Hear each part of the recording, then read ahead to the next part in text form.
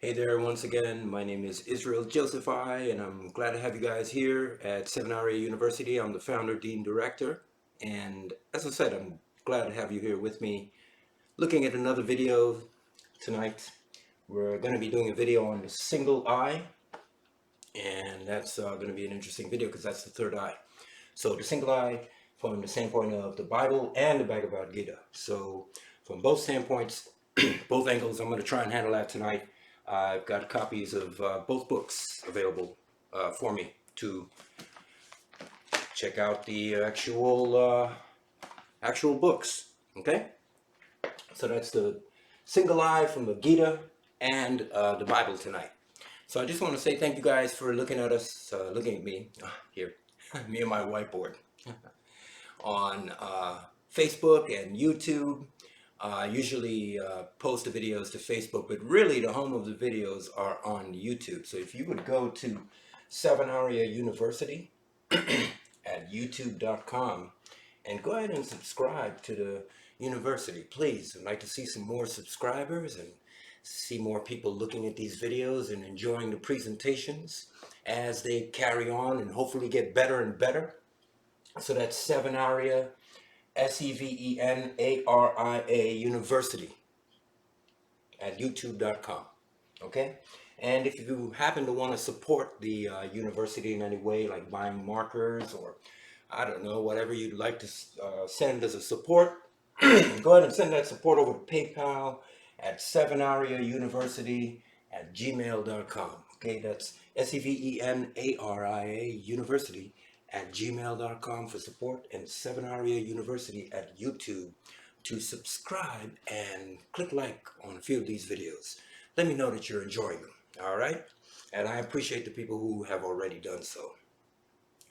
So tonight's topics hopefully are going to be pretty exciting. So we're talking about the single eye out of the book of Mark and the book of Luke in the New Testament. You know, it's Matthew, Mark, Luke, and John. So we're going to go to Mark and Luke tonight. And then we're going over to the Bhagavad Gita. Chapter 5, 27, 28. And the Bhagavad Gita, chapter 8, verse 10. That's chapter 5, verse 27 to 28, and chapter 8, verse 10. And why? Because we're talking about the single eye. We're talking about the third eye tonight, the third eye.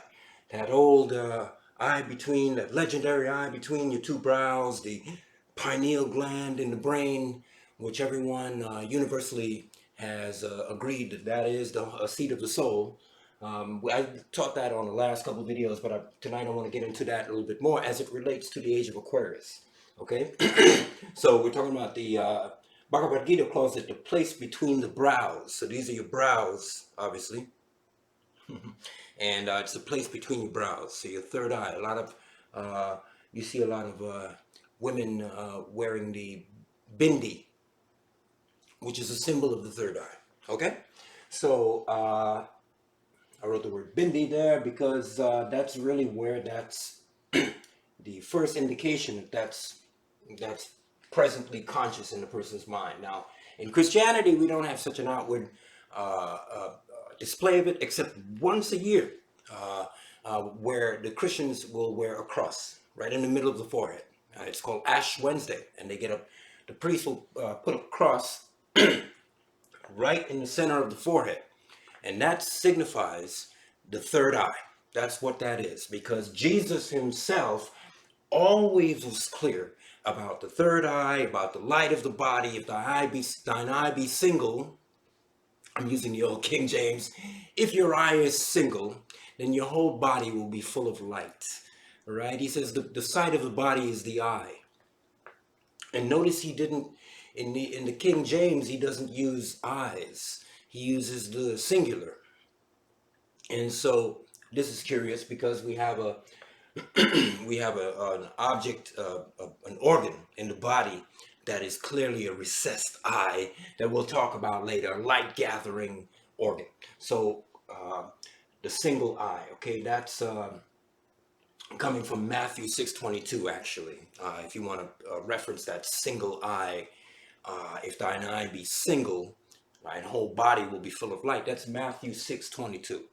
But let's move on to, a more detailed look at what we're here tonight about, which is the single eye as it relates to the age of Aquarius and the pineal gland. Okay, you ready for all that? The single eye, from Matthew 6:22, as it relates to the age of Aquarius and the pineal gland, and how it all ties in. Let me finish it off now with Mark 14:13 and Luke 22:10 to 12. So how it all ties into these verses, because these verses are not only talking about the age of Aquarius after the age of Pisces, and I'm going to show you how all that works as well, but is talking about the pineal gland and the traveling of the Christos, the Chrisim, the sacred oils of the bodies, that the body that burns off, and is interpreted by the pineal gland as a film almost. The film of oil burns off and is interpreted by this light gathering apparatus, which projects it into the thalamus, which is what I want to get into tonight. And that was spoken of metaphorically in Mark 14:13 and Luke 22:10-12. And the organ they're referring to is Matthew 6:12. So the single eye tonight is what we're going after. We're going to show you all of this happen. I know I used this drawing before, but I did save it for this presentation, and I redrew a little bit larger the whole complex, the city inside of the brain. It's really small, but I blew it up. And here you can see I have some displays that we're going to get into. Okay, so once again, if you want to go subscribe to YouTube, it's Sevenaria University at YouTube, and to support us on PayPal, it's sevenariauniversity@gmail.com. Okay, and then guys, we'll be right back with all of this. Coming right back. Thanks.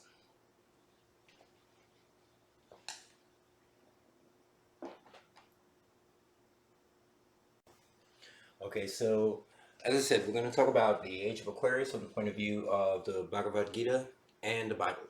Okay, but first I want to start with the Bible, because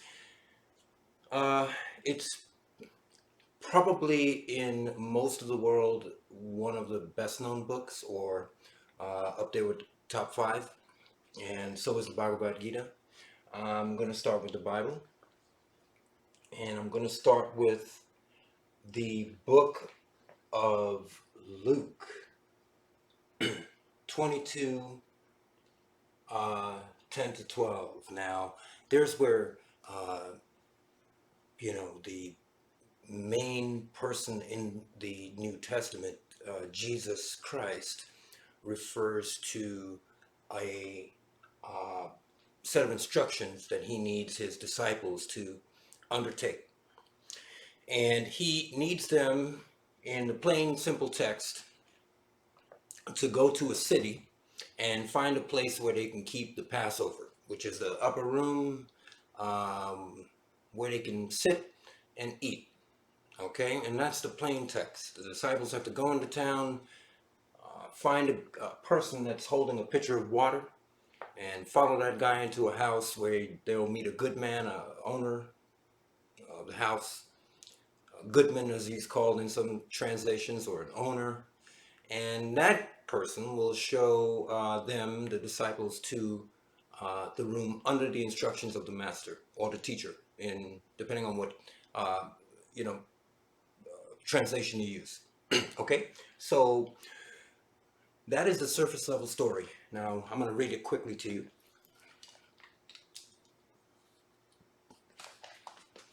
This version is from Mark 14:13 to 14.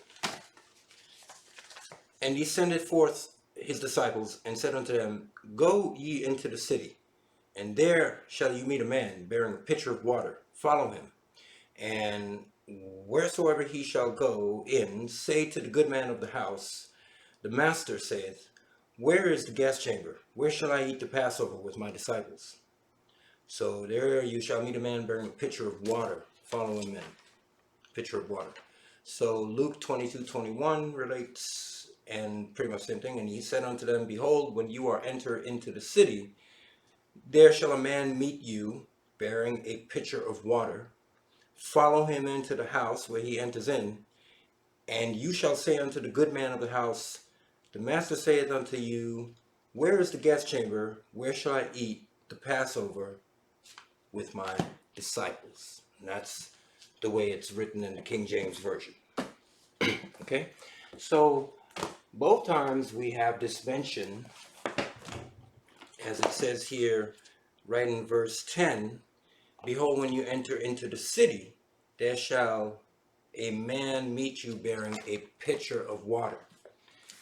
Now, that may look like some innocuous phrase that just, hey man, there's a dude down the road there, and when you see him, he's got a pitcher of water in his hand. Well, first of all, in the old days, it wasn't likely that a man would be carrying a pitcher of water that was of stature. But let's just say he was like a servant guy, and you meet a guy down there carrying a pitcher of water, and you're going to follow him in a house. That's kind of a very vague description of setting of people into a city, first of all, right? You're going to send them into a city, send you in a downtown, and you're going to meet a guy carrying a pitcher of water. Well, a pitcher of water could be carried by a lot of people. So we move on to kind of see that, you know, this may or may not be an actual instruction, because how are you going to tell someone to find out of the thousands of people in the city this guy carrying a pitcher of water? Okay, so what could it mean? What could this particular, because it's not like you just have to run over all the words in the scriptures and just blow past everything you're reading. You have to take each one step by step, each line step by step, each line connects to the other line. So a pitcher of water held by a man who's supposed to go into a house and where they would keep the Passover, where they would eat the Passover lamb. Let's break that all down, okay? So a man with a pitcher of water. We all are familiar with Aquarius. We're not as familiar with the star constellation of Aquarius, but this is the way the constellation pretty much looks in the heavens, okay? And as you can see, it looks as though there's a man's lower leg there, and the phone went off, and as though he's kind of got his upper arm and his lower arm, and looks like he's holding something, right? Really looks like he's pouring something in. Excuse me for a minute. Looks like he's got his head here, and then his upper arm and his lower arm, and he's pouring something down, right? That's Aquarius. And why is and what could that possibly look like? Well, they did a pretty good job of illustrating that. You see, he has a pitcher in his hand, and he's pouring it down. He's pouring it on the Pisces, right? Or the fish. The two fish are in that. And you are the fish. I'll get to that. You're the fish that's supposed to. That's why there's always a fish, right, before this instructions I'm about to talk about. The fish and Aquarius. So when he says there's a man bearing a pitcher of water, I am maintaining that is the man bearing the pitcher of water. In the stars, the constellation Aquarius is who he is referring to as the man bearing the pitcher of water. Now, how do I come to that conclusion? Where does that conclusion come from? Well, I'll draw it for you. You see, what you need to understand about these old scriptures and these old writings is that they're really not as plain as they seem. They seem to be about people and events and cities and towns, but they're not as plain really as they seem. A long time ago, people were studying stars and the movement of the stars in the sidereal band, these constellations, you see. People still study these. And also the 5 visible planets they could see, and the moon and the earth. They were studying these things. The 12 here, the 7 here, the 5 and the 7. Okay? 12, 5, and 7. And the 1, which is the sun. Out of all of these is the sun, which is the 1. Okay? So they were studying the 1, the 5, the 7, and the 12. The 1, the 5, the 7, and the 12. These are constant numbers in all of religion. In all of religion, when you're talking about heroes and things going on, it's the 1, the 5, the 7, and the 12. The hero, the houses he has to defeat, the great things he does, and the people he walks with. It's always that, because it's always the sun. The 5 is the planets. The 7 is all of the orbs they could see with their naked eye, including the sun and the moon and the 5 planets. Okay, so these are the 5 planets. This is the 7 planets, the 7 orbs, I'm sorry. And these are the 12 constellations. The sun, the planets, the 5 planets, the 7 orbs, the 5 planets, then including the other 2, which are the sun and the moon, which they knew weren't planets, but they included it, so they had the 7, hence we have Sevenaria. And the constellations in the band, the sidereal band, right? They saw Aquarius, all the constellations going through. Constellation of Aquarius, Pisces, Aries, and Pisces is coming right after Aquarius, right? So that's why you see that fish. If you look at the Aquarius here, you'll see that he is standing. He's standing as the constellation right over the next constellation to come, which is Pisces. Okay, and why is this relevant? Because you have a sun in the heavens. You got a sun in the heavens that's moving through these constellations throughout the year. And where he is in these constellations depends on the season. It depends on the season. If he's in Aquarius, it's winter. In Aquarius, it's winter. Right? That's winter. If he's in Leo, you're in summer. And so it gets to be that you can just say, hey, Aquarius, and you know what type you're talking about. You can mention Aquarius and you don't have to talk about anything else. You can talk about the season, the temperature, the type of environment.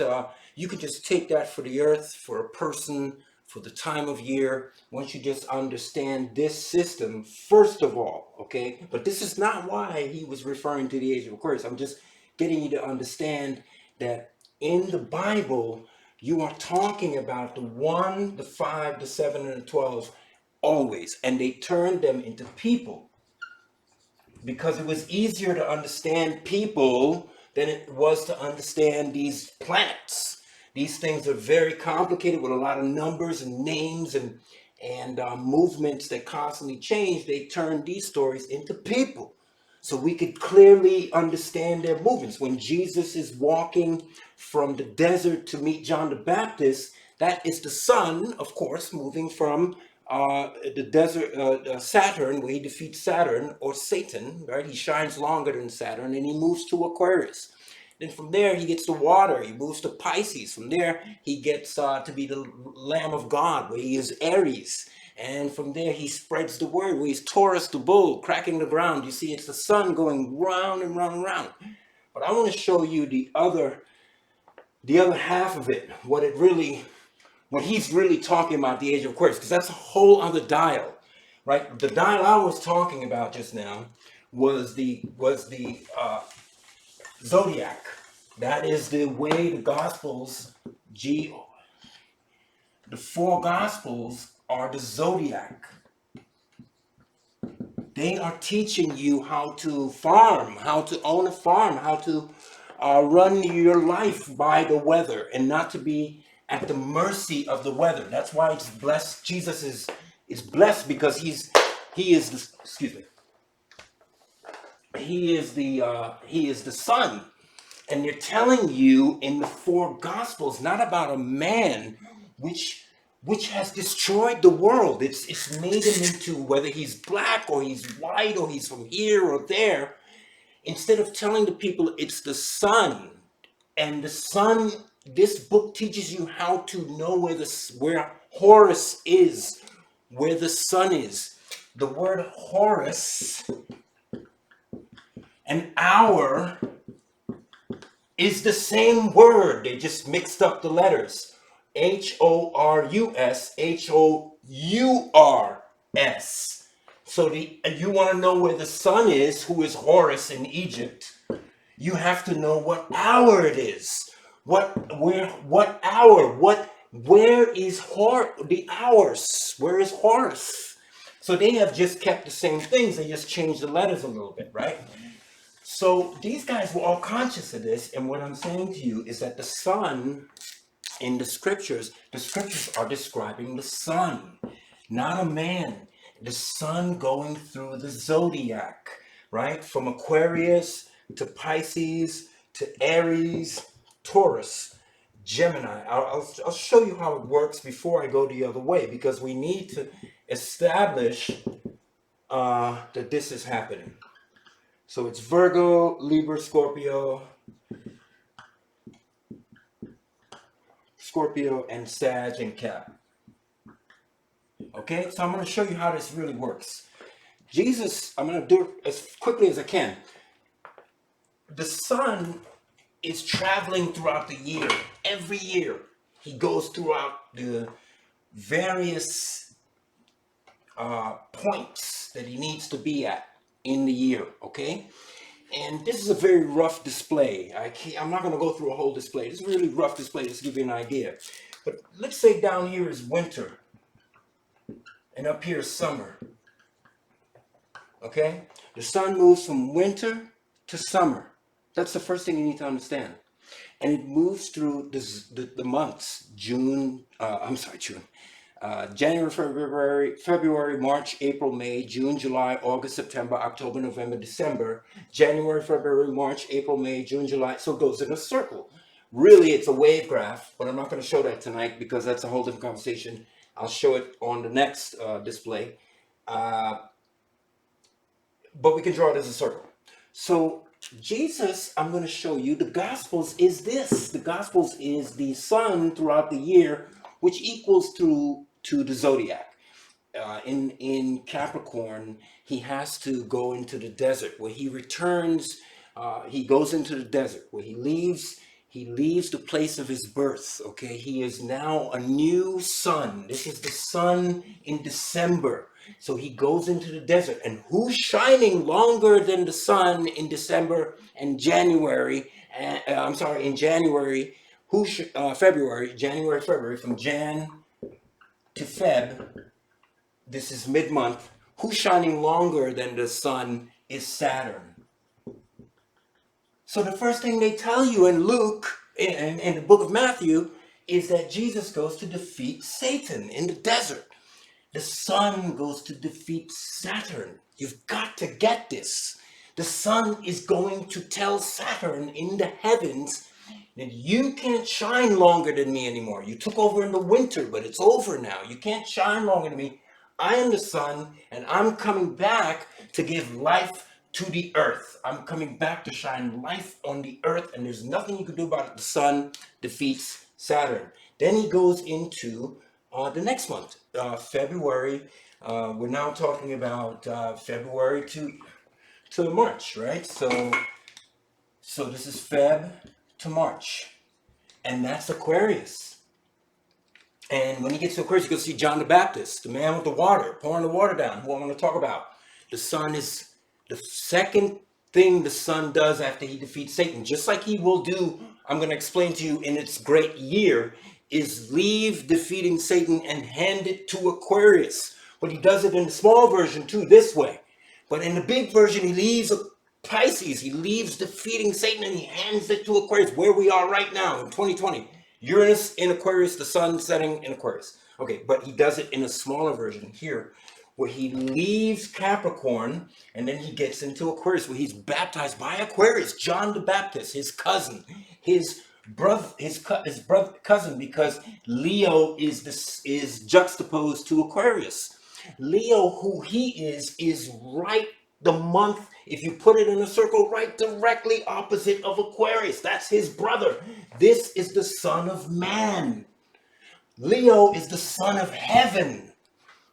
Do you see what's going on? This is not about a man. This is about the universe. And we've missed it. We've corrupted it with men and with statues and with war and with violence. This is about the sun in heaven. This is the sun. This is us. This is you. Aquarius is you, the son of man, opposed to the sun. Okay, great. You got that. So now he leaves and he gets water poured on his head. That's Pisces. He becomes the fish. He goes into the water. He gets the water poured by John the Baptist. He is the fish of Pisces. And when he comes out of the water, he becomes the ram, Aries the ram, who is going to use his horns to break the equator, to bring the sun back from the equator, to pass over the equator, to pass over. The Passover lamb is Aries. When he comes out of the water, he becomes Aries the ram. That's the next sign. That's the next month. And he becomes Aries the sun. The sun becomes Aries the ram. He's going to use his horns to break the equator, which means he's going to break past the equinox. He's going to shine for spring. The Lamb of God is the light of the world. The Lamb of God is the light of the world, right here. And he has come back. And then he becomes Taurus, the bull, because he has to charge now. He's broken the ram has broken the gate and let the bull out, and the bull is now plowing the field, and he's plowing the field. Now he gets, because, they're following the gospel, so he's plowing the field. He's talking, he's preaching, he's become the Lamb of God. Everybody wants to know, who is this guy that's better than John? So he's now Taurus the bull. Do you see how it's working? It's the sun. Then he goes in and he starts meeting people, and two of the people he meets is an older woman and a younger woman who need help. The younger girl is sleeping. She's unconscious. They think she's dead. The older woman is bleeding for years. She can't stop bleeding menstrually. She touches his garment. She gets healed. He touches her, the little girl, and she wakes up from the dead. We all know these from the sleep. We all know these stories. That's Gemini. That's the twins, the two twins, the two ladies are the two twins of Gemini. He goes into Gemini. That is what that means. One was sleeping, one was awake. There shall be two, one in the, two in the bed and two in the field. And that's Gemini. He's going into Gemini. He's talking about Gemini. Then he goes into Cancer and Leo. Well, Cancer signifies the highest point that the sun can rise. In the earth, there is something called the Tropic of Cancer. And the Tropic of Cancer is a line that is measured how high north the sun can go. When you look at the sun in the summertime, it's over your head. You look at the sun in the wintertime, it's down south. You can't, in December, it doesn't rise from the south. It goes way south and very, very quick. In the summertime, it's right over your head, real bright. That's the Tropic of Cancer. But that's the highest it can go, because then it starts going down, after that. And so when you get sick in the hospital, they say, oh, you have what? Cancer, because you're going down. You're like the sun, you have cancer. But they don't tell you it's related to this Tropic of Cancer business, that the sun never, like, for instance, you never see the sun setting all the way in the north, right? Or rising in the north, because it doesn't do that. It comes only up to this point. And the Tropic of Cancer is where it gets it. So then it gets back to Leo. Leo is its house. When it decides that it can't go any further, it chooses to establish a house. And this is Jesus. This is the part of the gospel where he becomes the highest he can be, the king, the crown. Everybody knows he is the king, right? In Cancer, it's the highest he can go. So he becomes Leo, the Lion of Judah. And that's what you call the sun in July. The sun in July is the conquering lion of July, or Judah, which is July. Judah means July. So when you say the conquering lion of Judah is Jesus, you're saying it's the sun in July. So I know my script handwriting is a little bit messy, but we're trying to fit all of this information into this little box here, and that's the way it goes. So the sun in July is the conquering lion of July or of Judah. So that's Jesus. He is definitely called the conquering lion of Judah. There's no question. So he's there in the Leo now. Now you get his mother in the scriptures where it says his mother and his brothers came looking for him. He says, you have to come home and blah, blah, blah, we need you to come home. But he doesn't go home. He says, who is my mother and my brothers? Look outside. That's my mother and my brother, right? He says that. He goes, don't say, I don't know who, what's going on. They want to get me to come home. I'm no longer that guy, they thought. Maybe he's saying this. But this is Virgo, because Virgo, the virgin, remember, Mary was a virgin. So it goes. So Virgo, the virgin, after Leo, after he's presented as the king and he's got masses of people looking at him and they're like, oh my God, you're the Lord. We recognize you as Elijah. You're the Christ. Virgo, right after Leo. And it's not convenient because the scriptures, the gospels are about this. They're about the sun traveling throughout the year so you can understand what happens with the sun, when to plant, and how to rule your life. And that's a blessing from God, right? So Jesus is in the Bible. The sun is the representative of life-giving things in light. And Jesus talked about the light. He says, he says, become sons of the light, right? He says, if your eye be single, your body will be full of light, right? He's talking about light. So after Virgo comes, then you have Libra. Because why? The Pharisees judge him. Libra are the scales. They're the scales. There's a couple, when you look at Libra, it's the scales. And it's also a cross, but it's the scales. And they judge him. The Pharisees judge him here because the sun has to go for winter. You're not talking about a man being judged after Virgo. You're talking about the sun getting to the fall equinox. Just like when it got to the spring equinox, it became the ram that burst through. When it gets to the fall equinox in September, in August, and into September, it cannot shine anymore. It's done. It's going home for the winter. It's going to die, as was said in the old days. It's going to die, right? And so the sun is being judged to die on the scales of Libra. And the scales of Libra are not actually the sign, the glyph. That's what a scale looks like. But the glyph, the hieroglyph for this is this. And that, my friends, is the scales, yes, but that's a pretty funny looking scale. Why? Because it's not a scale. It's the sun going down below the horizon, and that's the beach. That's the ocean, the line of the ocean. This is the shore. And if you just put a little man there, that's you, a person there, that's you standing with your dog looking at the sun. And that's you looking at the sun setting. And that's what's happening in Libra, because the sun is finding it hard now to rise up north. He can only rise over here. What's going on? I can't make it back up here anymore. This is what's happening. So in September, the sun is, he's in trouble. Something happened. Somebody sold him out. He can't come to work anymore. All right, so then Jesus is sold out. That's what happened in the scriptures. Boom. And so then you get to Scorpio. When they want to sell him out, who do they go to? They go to Judas. Judas, right? They go to Judas. And Judas is the star Omicron. Oh my goodness, this board is full of information here, but I'm going to have to erase some of it. The star Omicron, O-M, comes in the winter out of Scorpio, out of the constellation of Scorpio, to sting the sun in the winter, right? Scorpio is a backbiter, right?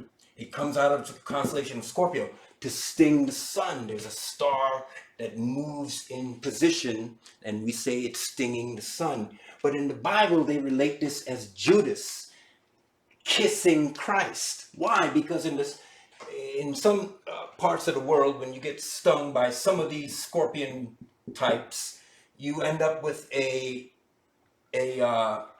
sting that really kind of resembles a pair of human lips. And this is the KOD, the kiss of death. That's what they call that, right?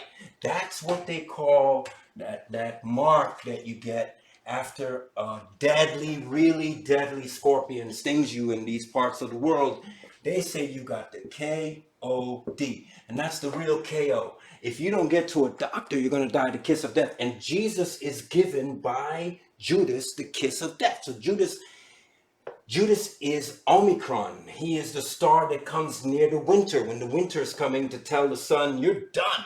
You're going down, bro. And the sun has to obey because the sun knows he's coming back. He goes like a willing lamb to the slaughter because he knows that we will be the scapegoat. He will escape. And I will explain to you. He goes to the Scorpio sends Omicron to get Jesus, which is Judas, right? And Judas gives him the kiss of death from Scorpio. Next, we move into November, right? We've gone all the way around the Zodiac and it missed none of the scripture because it's the sun, it's not a man. And we go into the Zodiac, next one, which is Sagittarius. That's November, N-O-V, November, Sagittarius, right? So Sagittarius is a horse with a man attached to its top with arrows, with a bow and arrow, a war animal, a war man, and an animal put together. These are the Roman soldiers. These are the Roman soldiers that come to get him in the Garden of Gethsemane, right? They're coming on in the garden to get him, and they ride in on their horses with arrows and bows and swords. Sagittarius, the sun in November, going into December. In Sagittarius, they're soldiers because you can't do anything. You're tied down. You're dying. The winter is killing you. Look, you're about to be taken into death because that's what this Sagittarius signifies. The soldier, the horse with the soldier is about to ride over you for the winter. You're about to go down for the winter. This kiss of death from Scorpio into Sagittarius tells you the winter is about to, if you have not farmed, if you didn't farm in this part of the world, in this part of the year, then you're going to die. You're going to die. You got the kiss of death. And then you're in for the soldiers coming in November. And Capricorn, if you did farm, is going to be you. You're going to make it to Capricorn and then back to Aquarius. Capricorn is a goat. That's a goat. Okay, so Jesus gets here, all the way here to Sagittarius. They take him, and then he goes to see Pontius Pilate. Now, some people say Jesus physically lived. The Muslims, they say Jesus physically lived, that someone replaced him on the cross, and Simon, and that he was ushered away, and the prophet lived. That's a nice ending, right? But that doesn't give you salvation. Like the Christians say, hey, whoa, you're taking away my salvation, right? That's Jesus has to die in order for salvation to come. And that's when you talk about the sun, that's really true. The sun has to go to the death of December, of the winter, in order for it to come back around again. So that's really true. The sun has to die, right? But realistically, does the sun die? So it's both. That's why in Christianity, Jesus lives. He dies, but yet he's resurrected. The sun dies, yet it is resurrected into life. Every year the sun dies. The soldiers take it into possession in November, but he is the Capricorn, the scapegoat. And that's what I want to get to. Capricorn is a goat, and that is a reason why Capricorn is a goat right in the month that the sun's supposed to die, because the sun is a scapegoat. He is the original goat, the greatest of all time. He is the original scapegoat, and he escapes death, whether by resurrection or whether by protection. I like that. Whether by resurrection or whether by protection, he is the scapegoat. So he resurrects back again to be the light of the world, right? He's the light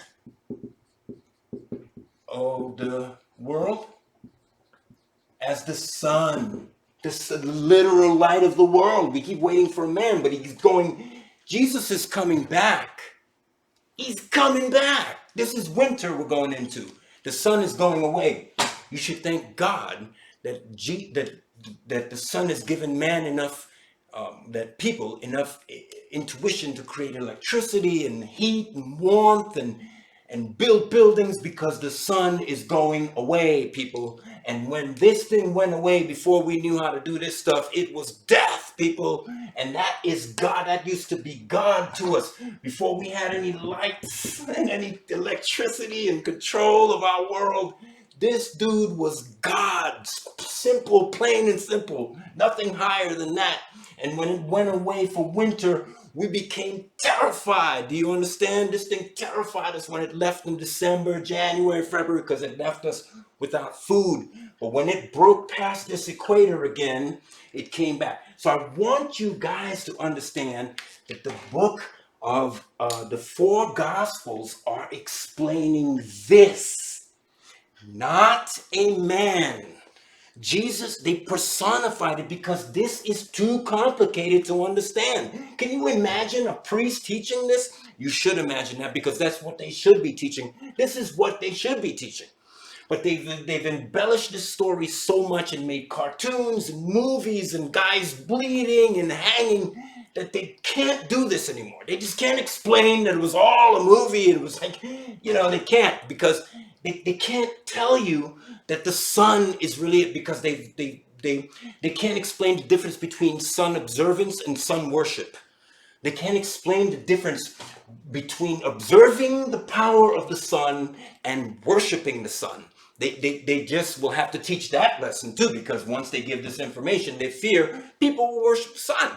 And maybe that's our fault. Maybe that's the fault of society. I don't know, but this is what it is. Okay, so this is what the Gospels are teaching. But now I am going to teach you what is important about what Jesus was saying, because remember, he's the Son. So he's talking about his age, his time, and his time is much different than the time he gives to us. This is the time he gives to us out the year, the Zodiac, and that's the four Gospels when he's moving with his disciples. All right, and I said it's 1, 5, 7, 12, right? Check it out.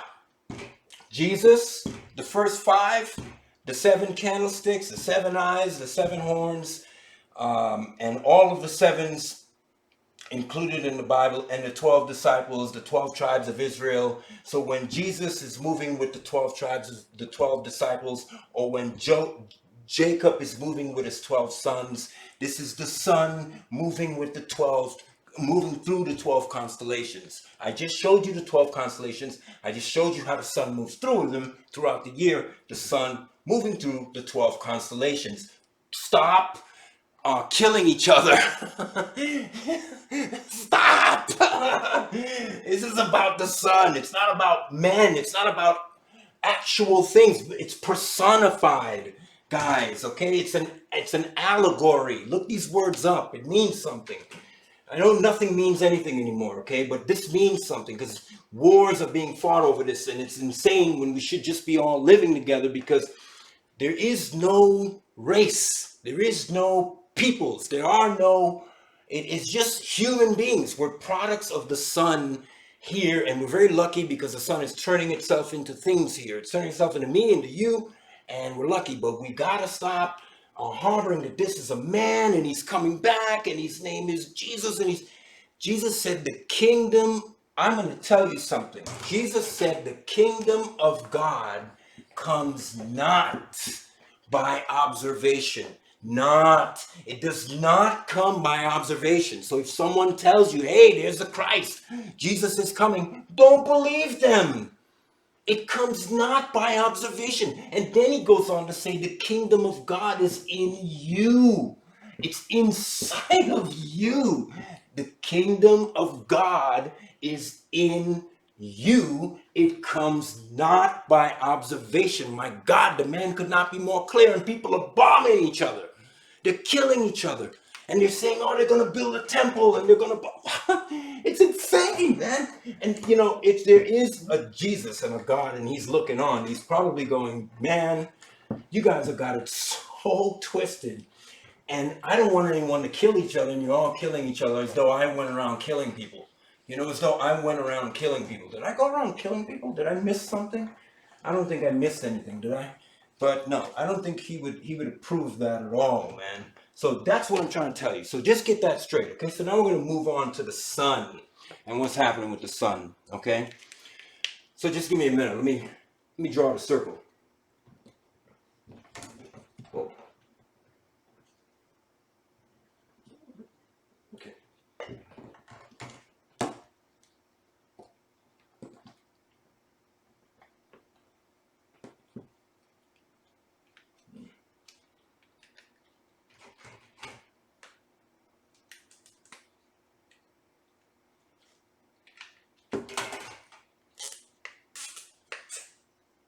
And so that's really what we need to understand, that this thing is truly about, not about what we think it's about, okay? So everybody just needs to really relax, taking it way too seriously to the point of death of everyone. We're just killing off peoples. All right, so I'm going to show you something real quick, how this is the age of Aquarius, okay?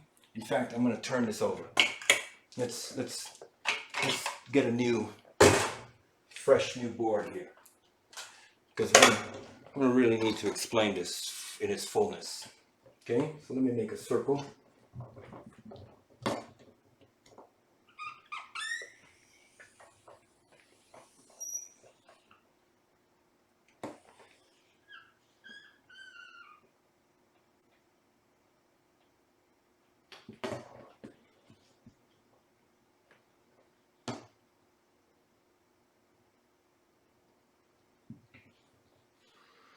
Okay. So what I'm going to build here is pretty much just a graph, right, of what what I'm going to call what we all know as the Great Age, or the Procession of the Equinoxes. Okay. So this is how the sun ages. This is how the sun passes through time in great long lengths of time, okay? I'm going to show you by 2,100 year spans, okay? This is what I'm building here. So just, you know, give me a moment to configure this, and we will be rolling as soon as possible. Okay, so in a very rough way, I've just drawn the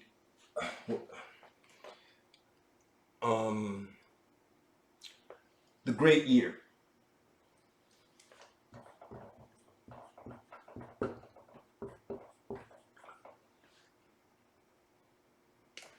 And this is the procession of the equinoxes that I'm going to describe to you. Okay, and this will also teach you how old the Bible is as well, because if you follow it, then you can follow the sun back to the age according to how people were worshiping and the type of archaeoastronomy and astrotheology they were dealing with at this time. It's kind of warm in here, excuse me, perspiring a little bit. So you can actually go all the way back to what they were dealing with and see the relationship between not only, see the relationship between the year and how people were worshiping and what they were worshiping and what they were doing. So I'm about to show you all of that. So first thing you need to know is that this is a 100 year increments. Okay, as I said, each one of these represents 2,100 years. Okay, you got that so far?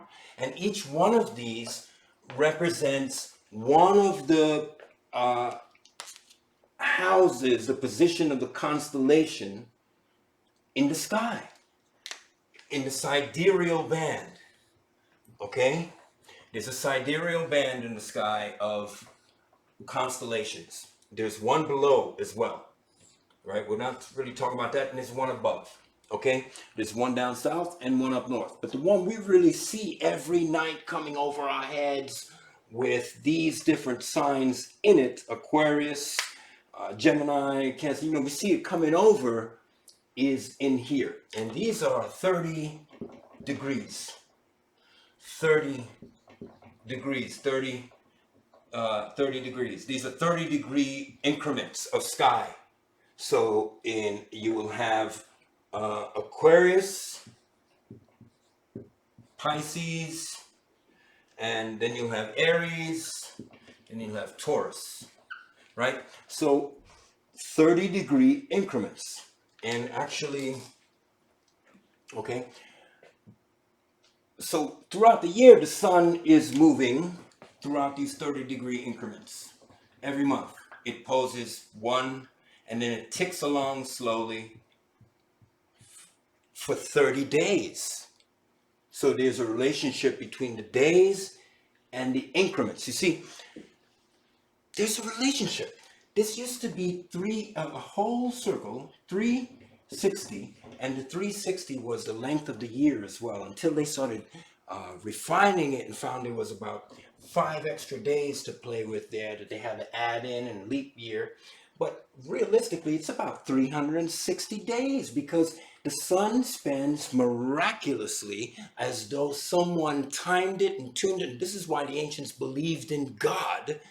Miraculously, it spends 30 degrees in each one of these signs throughout the year. So you're talking about February, March, April, May, and it's 30 degrees, and it slowly ticks through till it makes the other one 30 degrees, and then 30 degrees, and it's amazing how it does this. And it does it year after year, century after century, millennium after millennium. It does this same ride throughout the whole year, perfectly, like a Swiss watch, and maybe a switch watch too. But now I'm going to show you how the sun goes through its year, because as it's progressing through our little year this way, right? As it's going that way through its year, this is going to blow your mind. It's going this way. So as it's going through our year, if you could look at it on a circular graph, well, it's not going anywhere, right? I mean, realistically, the sun is rising and setting on a wave that looks kind of like that throughout the year. This would be winter, and this would be summer, right? And this would be the end of the last winter into summer, and then the winter again. And so the sun is rising and rising, and it's rising, setting, rising, all through the year. But we can't keep drawing graphs where we're just, we're drawing lines to represent the sun rising and then going down and right. This would be a crazy graph to draw, so we draw a circle. It's easier to put these lines into a pie chart, what's called a pie chart, right? It's easier to put this stuff, this messy stuff, into something like that, so we can show it. All right, but so when we show it, the sun is going this way for us, but as we notice in relation to the background constellations, where the sun is setting,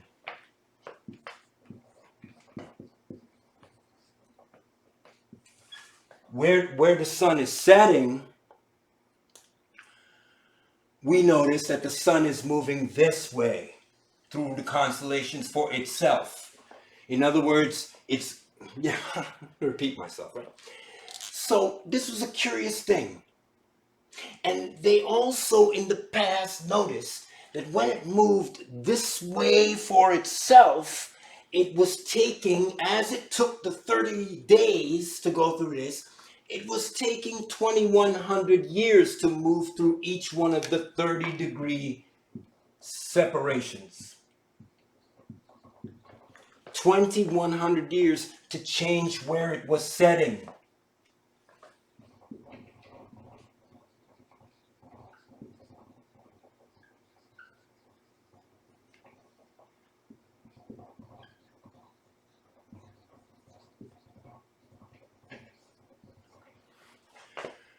2,100 years to change what sign it was setting in. So is that when you looked at the sun on the horizon, right? For 2,100 years, it's set inside of a certain sign, right? When the ancients, and this was done mathematically. I'm sure that no culture sat around for 2,100 years and then for the 26,000 years that it takes to figure this out, right? I mean, maybe they did, but this is done mathematically. And so 2,100 years is spent in a certain sign. It sets on the horizon in a certain sign, but it keeps moving this way.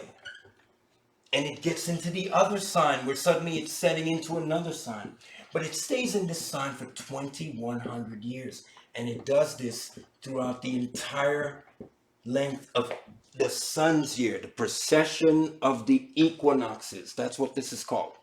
Now I'm getting to the age of Aquarius. So the procession of the equinoxes, the sun is setting in different signs every 2,100 years. And people observed it and were wondering at it. What's happening out there with that sun, right? Okay, so they noticed that it was going backwards. So when they began to notice this curious thing, was in the age of, in the age of Aries. Okay, it was in the age of Aries.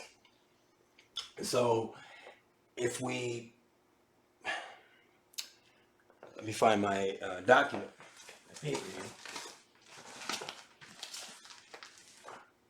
That's brilliant. Lost that. I think it's, oh, right. So in the age of Aries was the time of Moses. So we're going to try and label this a little, label it back a little bit, okay? So you have Aquarius.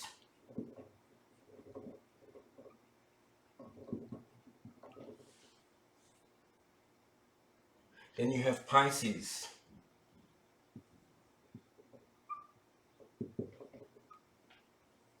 Then you have Aries. Oh, I'm sorry, you can forgive me for that. Well, actually, that's right in some ways, but in some other ways, Aries is here. But it doesn't matter for this particular graph. If you're speaking about other reasons that Aries should be there, then it will matter. But for tonight, I want to put Aries below the equator. So that's Aquarius. This is Pisces. This would be Aries. Since I like the idea that Aries moves through the equator, some people put it here for other reasons, which are quite important. Taurus. Then you have Gemini. And then you have Cancer. Right? Leo. Virgo. Now, again, I said these positions I'm putting the signs in are one back. I'm doing that simply because to satisfy my own need to put Aries below the equator. It really, if you're going to explain tropical zodiac and you're going to explain Aries as right ascender and all of that, you may want to change it to its proper location. But for my purposes, this is good enough because this wheel can be turned anyway. Okay? And those who know about the procession of the equinoxes know what I'm talking about. Let's take a look at that for a minute.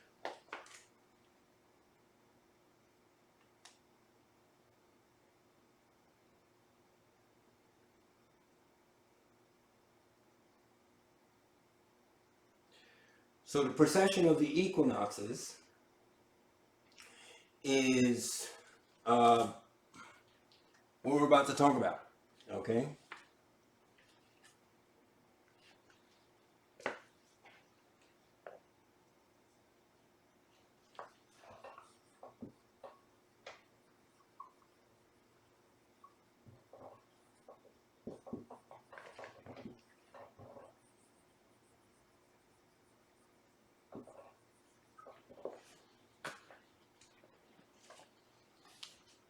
Okay?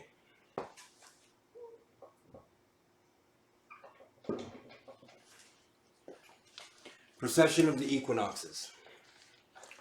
So we're going to talk about why it's Aquarius. Moses lived in the time of Aries. And we can know this because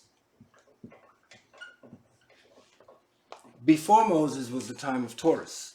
And that was the time of the bull. Taurus the bull. This is why you see in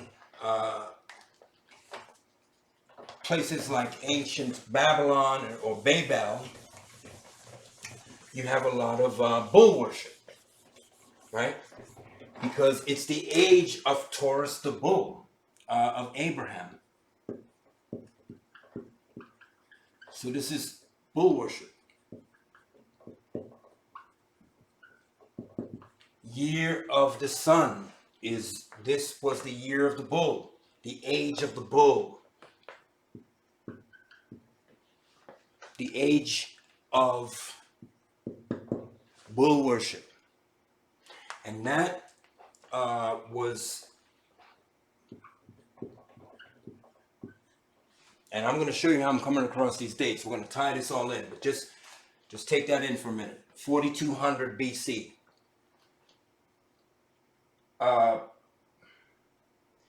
Moses was the age of Aries, which was Ram. Moses.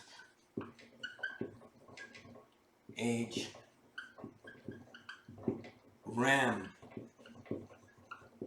Now when you look, you'll know I'm right, because when you look at Egypt,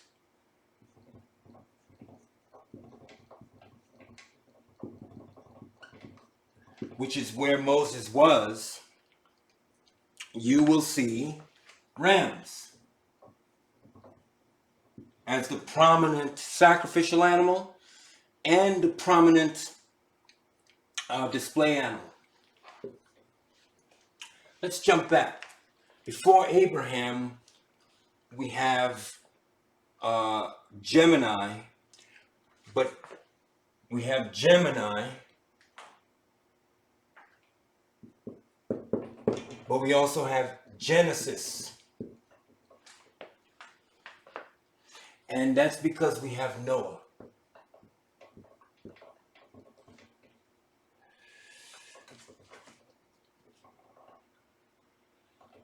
Right? That's because we have Noah. And Noah breaks the age before him, which is the age of Cancer. And I'll get to that. But Noah is age of Gemini.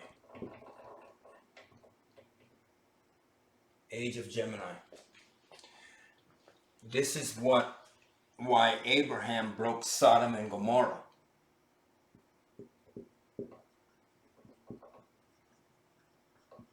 Sodom and Gomorrah are Gemini, the twins.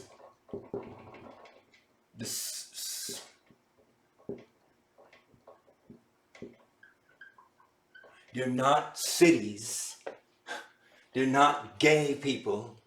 They're not gay city people who wanted to have sex with angels, which is clearly what the Bible writes, right? They want to have sex with the Lord. But that is metaphorical, because the sun was about to leave the age of the twins, the two boys. They're two boys, you know. And they're about to leave the age of the two boys. And it's saying that they don't like that. That's why Sodom and Gomorrah is in an upheaval against the Lord coming to visit them, because it is teaching you that the age here is about to end.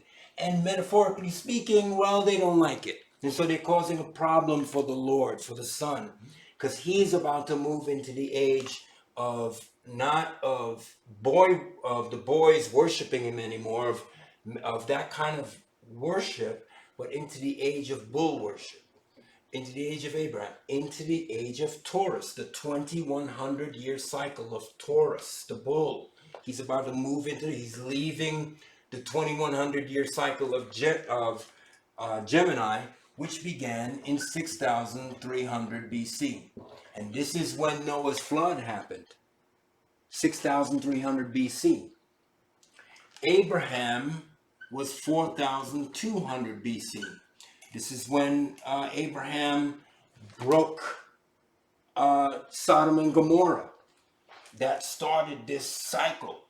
And obviously Abraham didn't live through all of this, but this is because it's the Son living through all of this. And Moses began at 2100 BC, right? This is when Moses came in, and he broke the age before him, Abraham's age. He broke the age of bull worship and gave them ram worship, which is why sometimes Moses, well, not sometimes, but by Michelangelo, Moses is shown with two small horns on his head, because he is the young ram, the young lamb. He's the young ram that comes into the new age. He's the young ram. And when he gets here, he's going to be the old ram. You understand? And so let's go back even further into time, because what we're getting into here is the age of Adam and Eve. The age of Cancer, which was, referring to my notes, if you'll excuse me, 8400 BC was the age of Adam and Eve. And this is when the moon was created.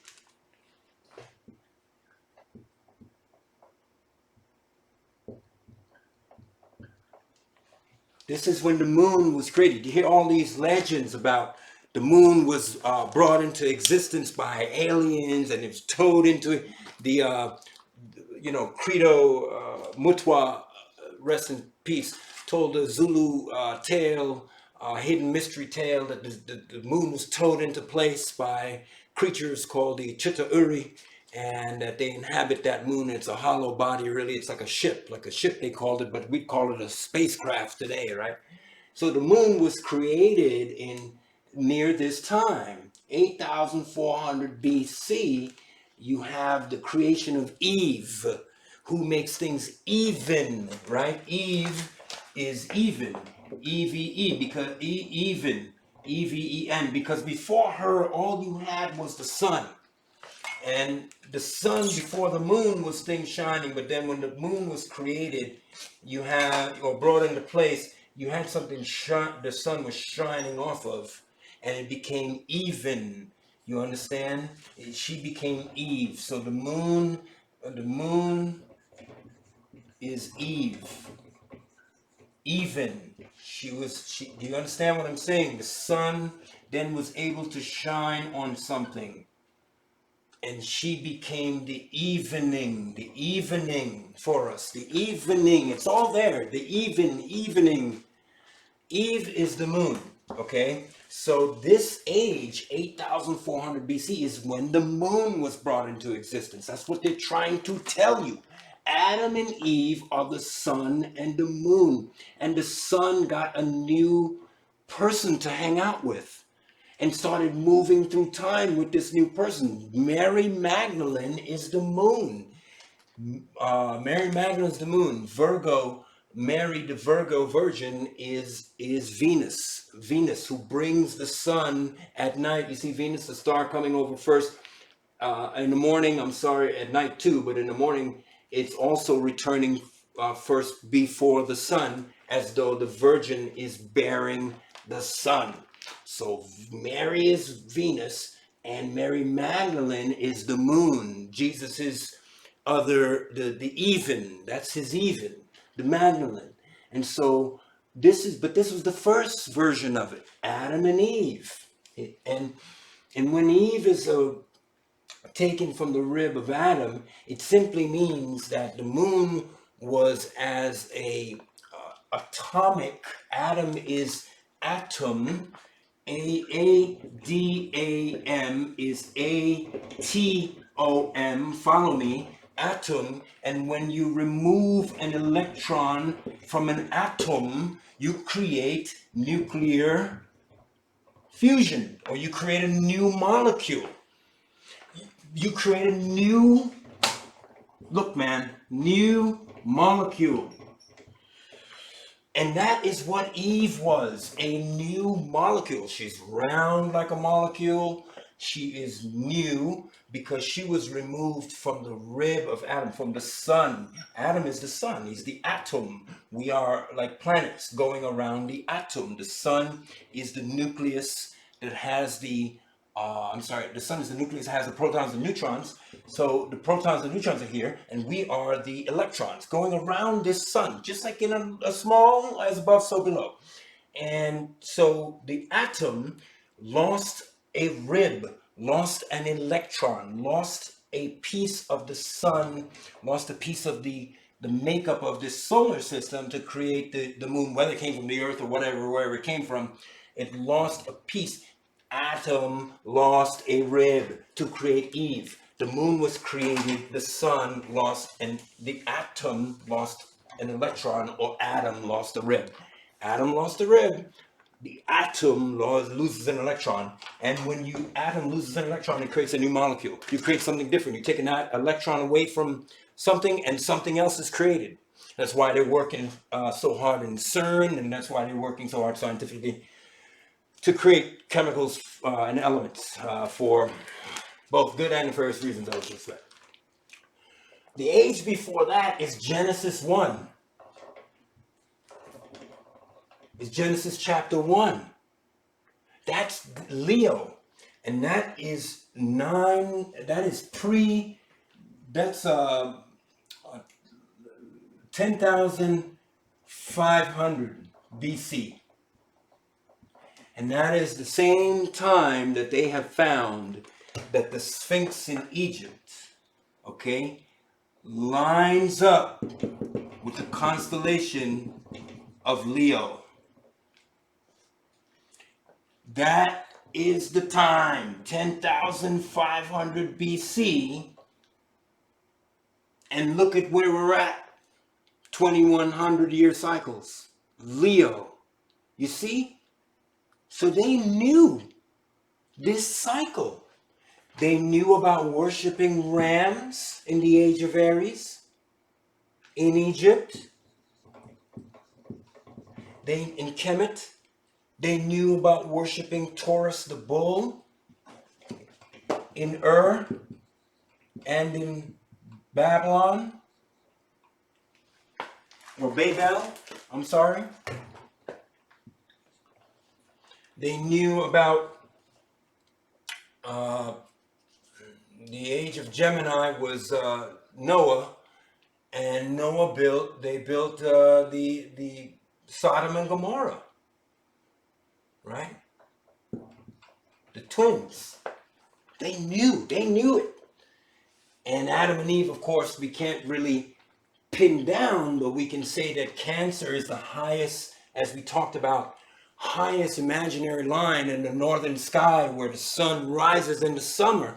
You can look up and see that, and then see it go back down for the winter. It's that imaginary line that Cancer can't go past. It can't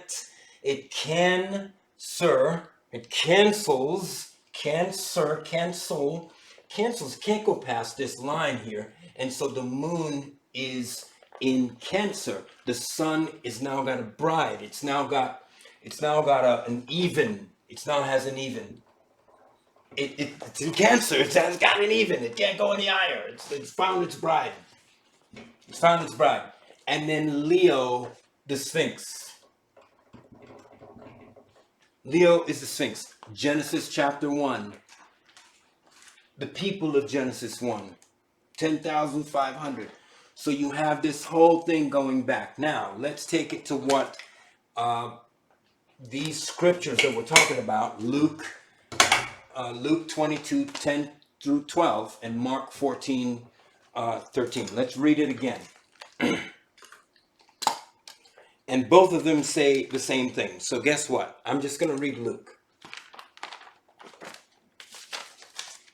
Luke 14, 13. And he sent, and I'm reading the old King James Version, so the language may be a little bit archaic, and I'm going to pause to try and change it to a little bit more modern stuff. But I personally like the poetry of the King James Version. It's reading something in the King James Version, it's really poetic, and it reveals these secrets in a more edifying fashion, I think. That's something that the newer translations are kind of missing. That poetic feel.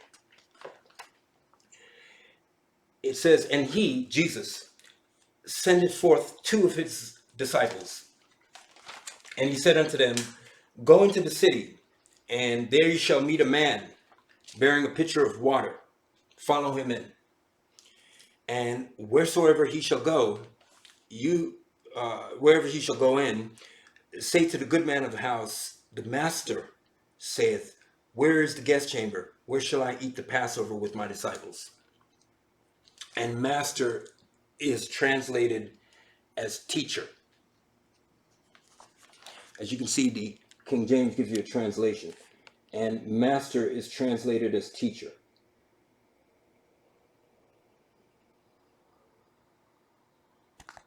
See it there.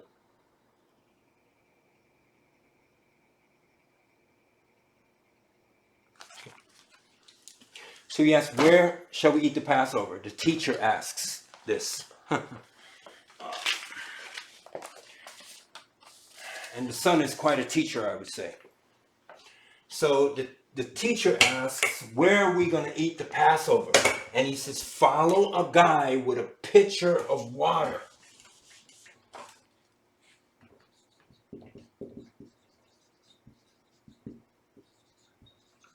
Now, didn't I show you that the symbol and sign for Aquarius is a man clearly holding a pitcher of water?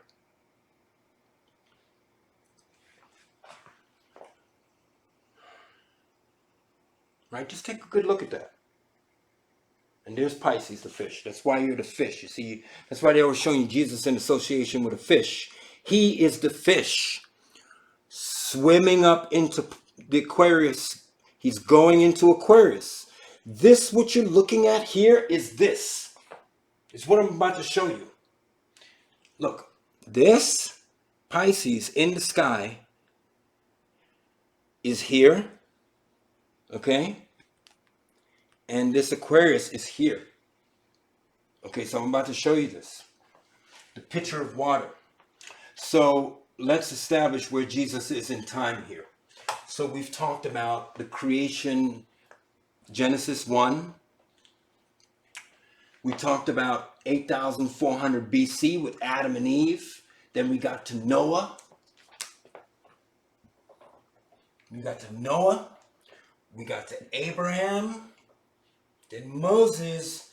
Then guess who's next? I'm sure you can guess, right? The star of the show, Mr. JC Superstar. So next we have next, you see, I almost got confused. Moses was 2100, so we have 2100 years to go. Now keep in mind, I'm approximating here, okay? There could be 100, 200 years, 100, 200, we're talking, but I think I'm pretty on because of what I'm going to show you. After this 2100 years, we have a man appearing here. In the age of Pisces, when this was done, when the sun, I'm going to keep repeating things because this is important to understand, okay? This is really super important that we understand this. The sun is moving from age to age. So when the sun moves into the age of Pisces, okay,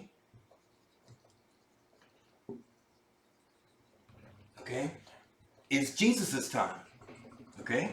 Just like Aries was Moses' time, Taurus was Abraham's time, Gemini was Noah's time, Cancer was Adam and Eve's time, and Leo was the first Genesis, Genesis 1's time.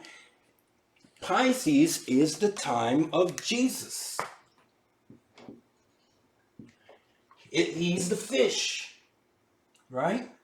We all know that. He is the fish. Jesus is the fish. That's because he is one of the two fish.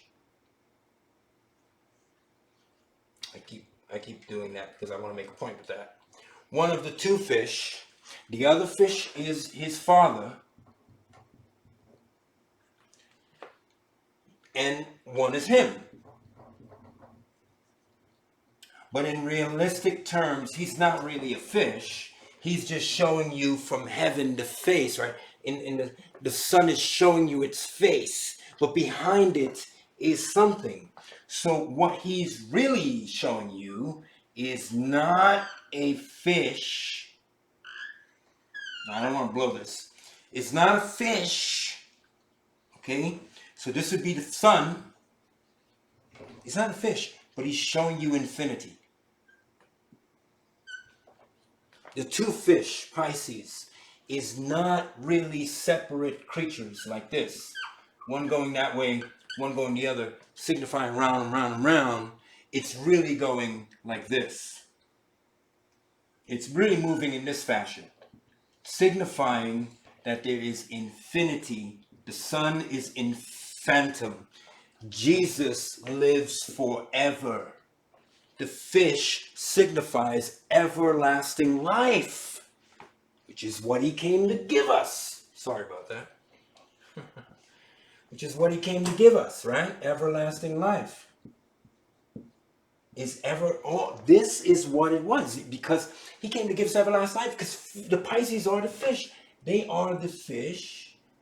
I keep doing that. And the fish, right? Hello. Fine, right? They're the fish and the fish. So they're going to go this way and that way and give you what? Everlasting life. That's why we're in the age of everlasting life. We're in the age of Pisces.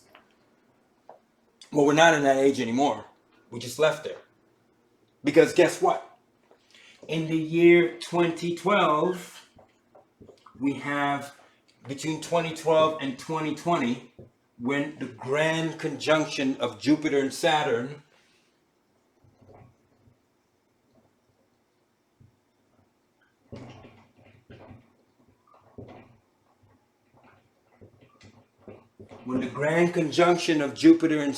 happened and fulfilled the book of Job, chapter 1, we entered into the age of Aquarius from the age of Pisces.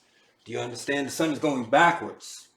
Really, the age of Aquarius in our year creates the Pisces fish, because in the normal year, the month of February, March is when the snow starts, first little tiny bits of melting on tops of the trees, and the water is just barely coming back.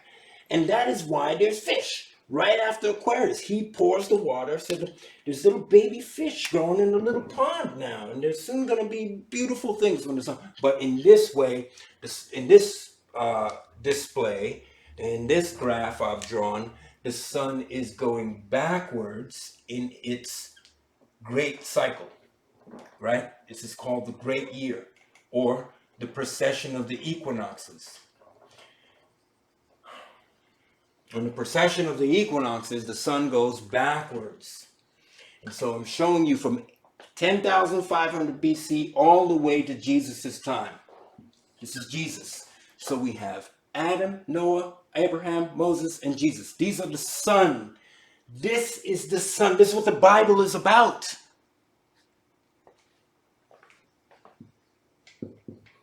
This is what the Bible, the scripture, is about. On a certain level. On a certain level, it's a plain story, right? It's about a man. It's about men. It's about Noah and, in a big ship. And it's about Abraham and Sodom and Gomorrah, and God destroying the cities and all of that. And they're good stories, but they're hard to take sometimes. But you wonder, why would Joshua go in to Jericho and do what he did in Jericho? Well, you can just find and say, well, those were Canaanite monsters that survived the flood. And so the Bible says, right, they were giants and monsters, and they were terrible creatures, and they're fierce creatures, and they had to be killed because the flood didn't kill them, and they were ruling over men. That's why Joshua went in, they say, in the scripture. But even that's horrendous, right? Because he killed the children of them, he even killed the animals. Well, we know that it's allegory, because Joshua is your will to clean yourself and to rid yourself of lower things. And the conquest of Jericho represents your left brain, or your more or artistic, observant nature, conquering your animal nature, your right brain, your need to survival only mode. Okay, your body needs to be in touch with Venus, and Venus wants to conquer your right side. So it's Joshua going into Jericho, is you going into yourself to conquer and take out and pillage all the good stuff that can be pillaged, and kill everything else. You see how that's allegory? How, like, it's you, it's not Joshua. It's not a man riding in the city. City's in your head, and that's really what I want to get to. So we get to the time of Jesus, and Jesus says, look for a guy. He says they want to get the Passover, okay? The Passover, as I explained to you, is when the sun begins to shine in the imaginary line in the sky that signifies it has come back from the winter. So all before that, it's shining down here. It's moving slowly up. Okay? But at some point, when people are looking at it from the earth, they begin to see that it's shining past the equator. And they're like, yay, the sun has come back. This point is called Passover. This is Passover because it has what? Passed over the equator, dudes. Okay? Passover. And this is the sun passing over the equator. And this is a celebration because this means that spring is coming, and it's a spring. This is the equator. This means spring is coming, and you know what happens in spring, right? Everything gets nice. The summer's about to come. So Jesus, and right here is Aries. Aries, who breaks the Passover with his horns, the ram. And then because the sun is shining over the Passover, he burns up Aries. He burns him. You understand? That's the sacrificial lamb. Aries gets burned by the sun shining over the equator in the summer. He's defeated the month of March, April, and April. He's defeated the month of March and April, the month of the ram, or the lamb. And so you burn a Passover lamb. Aries, the sun burns Aries. He's done. He made it past the grade. He's made the grade. That's why you burn the lamb in Passover. You eat the lamb. It's signifying the sun eating this lamb. Aries, he has passed the month of March. Aries is in the month of March, April. I'm sorry,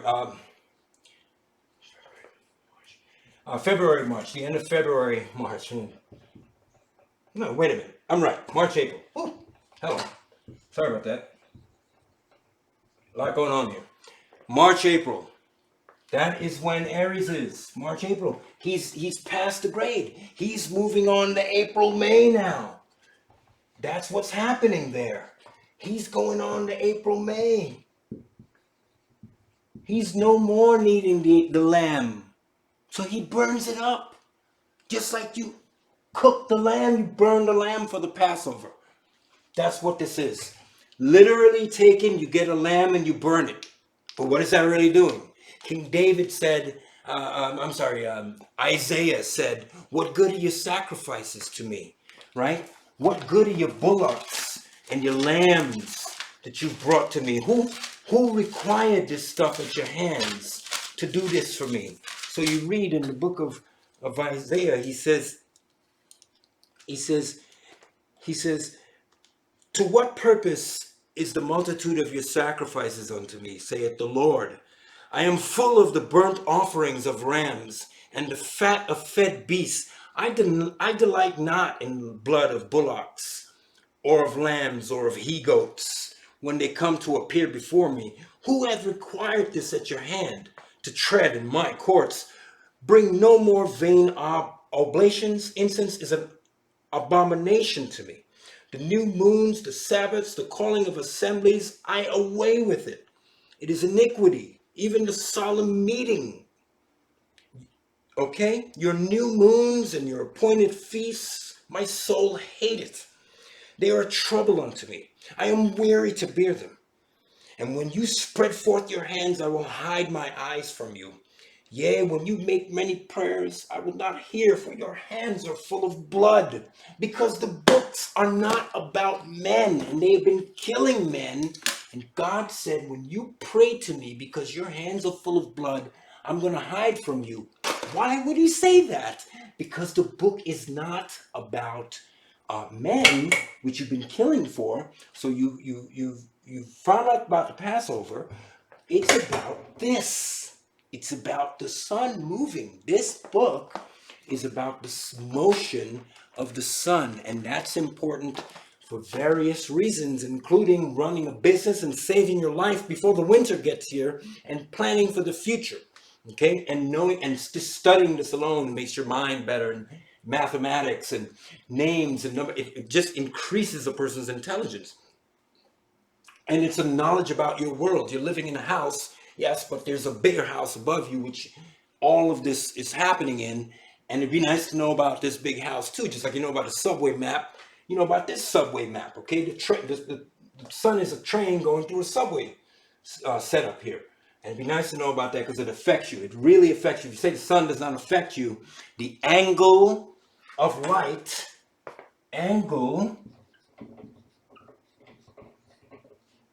is just a change of the word angel.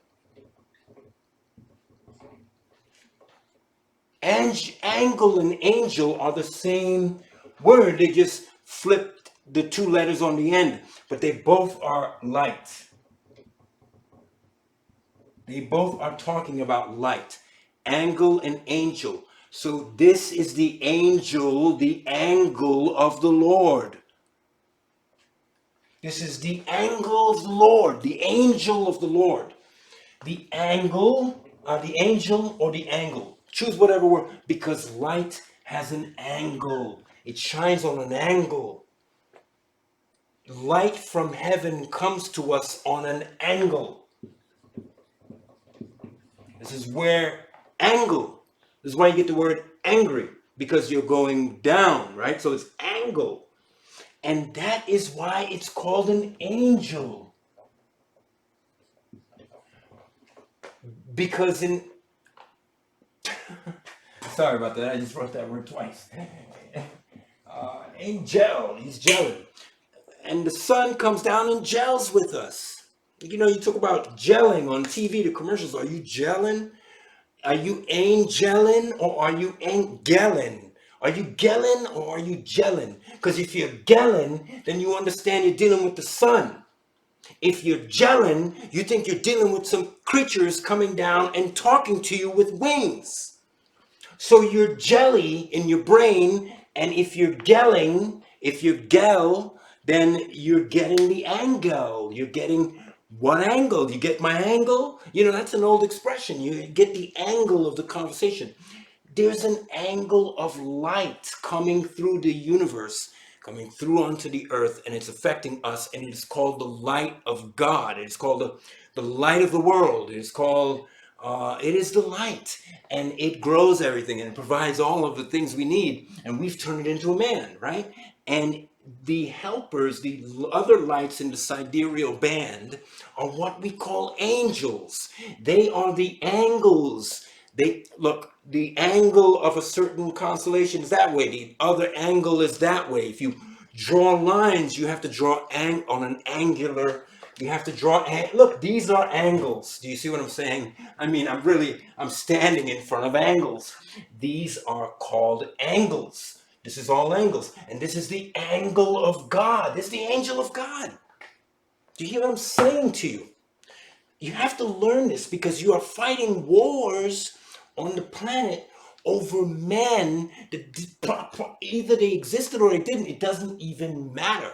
Does it really matter when they're really not talking about men, people? The Bible's an allegory. Now, they could have existed, but those men cannot touch you now. Jesus had to have Moses and Abraham or Elijah. Well, two prophets appear to him in a mist, in a vision, it is called the. Of course, you know it slips my mind at this point. When he is materializing with the two prophets in white, they did not approach him in person. Although he did say that John the Baptist was the risen Elijah. He said if who would hear it, that John was the actual Elijah risen from the dead, Elias. And he said if you would accept that, you'll get what I'm saying. He took my reincarnation, but I'm digressing. So Jesus himself did not meet with actual Abraham. He met with the image of Abraham, hologram maybe, but it was in the Bible. It's clear it wasn't a flesh and blood being. They were having a metaphysical meeting. So the meeting in your mind is metaphysical. Look again. Jesus says, "I am a fisher of men." I'm not a fish. I'm a fisherman, but I'm a fisher. I will turn you into fishers of men. Now you fish men through psychology, through thinking, through talking, through persuading. You don't go and grab people by the throat or put a net over them, and unless you're arresting them, right? That's something Jesus talking about. So through psychology and talking and reasoning, you fish men. And the way you're going to fish men is by, you can go fish with a fishing rod, right? So that's what Jesus is saying. Let's take Jesus literally. Let's say he's a literal man and he's literally talking to these disciples. So we're going to be fishers of men. We're going to go out and take fishing rods and go to the corner and throw them at men and reel them in, and guys screaming, and you're reeling. We're going to be fishers of men. That's not what he meant, because the whole thing is allegory. And what he really meant was we're going to touch the right hemisphere of the brain of people. We're going to open the psychological and philosophical nature of people to make them question the confines of the religion they're trapped in, so that they can free themselves in order to properly serve God. This is what he's talking about when he says, "I'm going to make you fishers of men." Okay? That's what he's saying. When you say in the street, "Yo, let's go kick it, my man," do we mean put on some sneakers and go down there and kick something all day? We don't mean that now. We mean, hey, let's go talk. And so that's what he meant. Okay, it's all figurative. So this is figurative. So the sun, the angle, this is the angel of God. This is the angle of God I'm teaching. So Jesus is 000 years ago, 2,000 years ago, approximately 2022 years ago, approximately. Okay, but as I said, we can give or take a few years in there. So we have, according to this, 2,100 years to move through these. So this is 2,100, on and on. So Jesus's time, according to me, here is at an end. Pisces is done. It's not that Jesus is done. People, Christians might be looking at this and going, this guy's saying Jesus is done. No, no. Jesus is conquered. His kingdom is the next sign. His kingdom is Aquarius. That's what he was trying to tell you by the man in the pitcher of water. Follow him upstairs. I'm going to tell you what that really means. But we're only establishing that the man with the pitcher of water, right?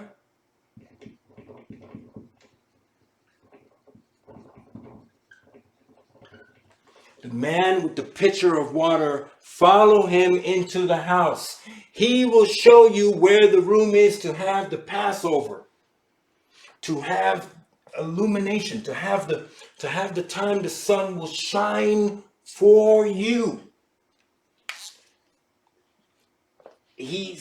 So the 2100 years that we've spent, the 2000 years we've just spent with the Romans and the Spaniards and the conquistadors and the Portuguese and the Dutch and the English and everybody going all over the planet doing this Christian thing was the age of Pisces, the age of duality. Right? Let me get it was the age of duality. The age of duality. Duality, why? Because there are two fish. One fish going that way and the other fish going this way. And they went round and round and round and back and forth. One went that way.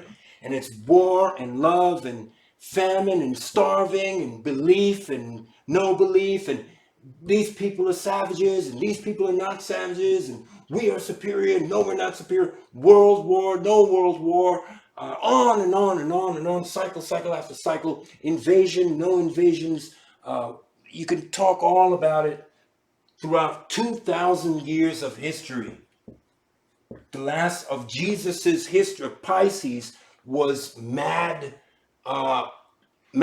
because of the two fish, and that was the test of God. That was the test of God that this happened. Why do I say that was the test of God? Because this separated the people who were real from the people who were unreal. Pisces separated the real from the unreal. You understand? So the unreal failed in these 2,000 years here, and the real survived. Only the real survived these 2,000 years to come into the true kingdom of the Son of Man. The Son of Man's, the true kingdom is Aquarius.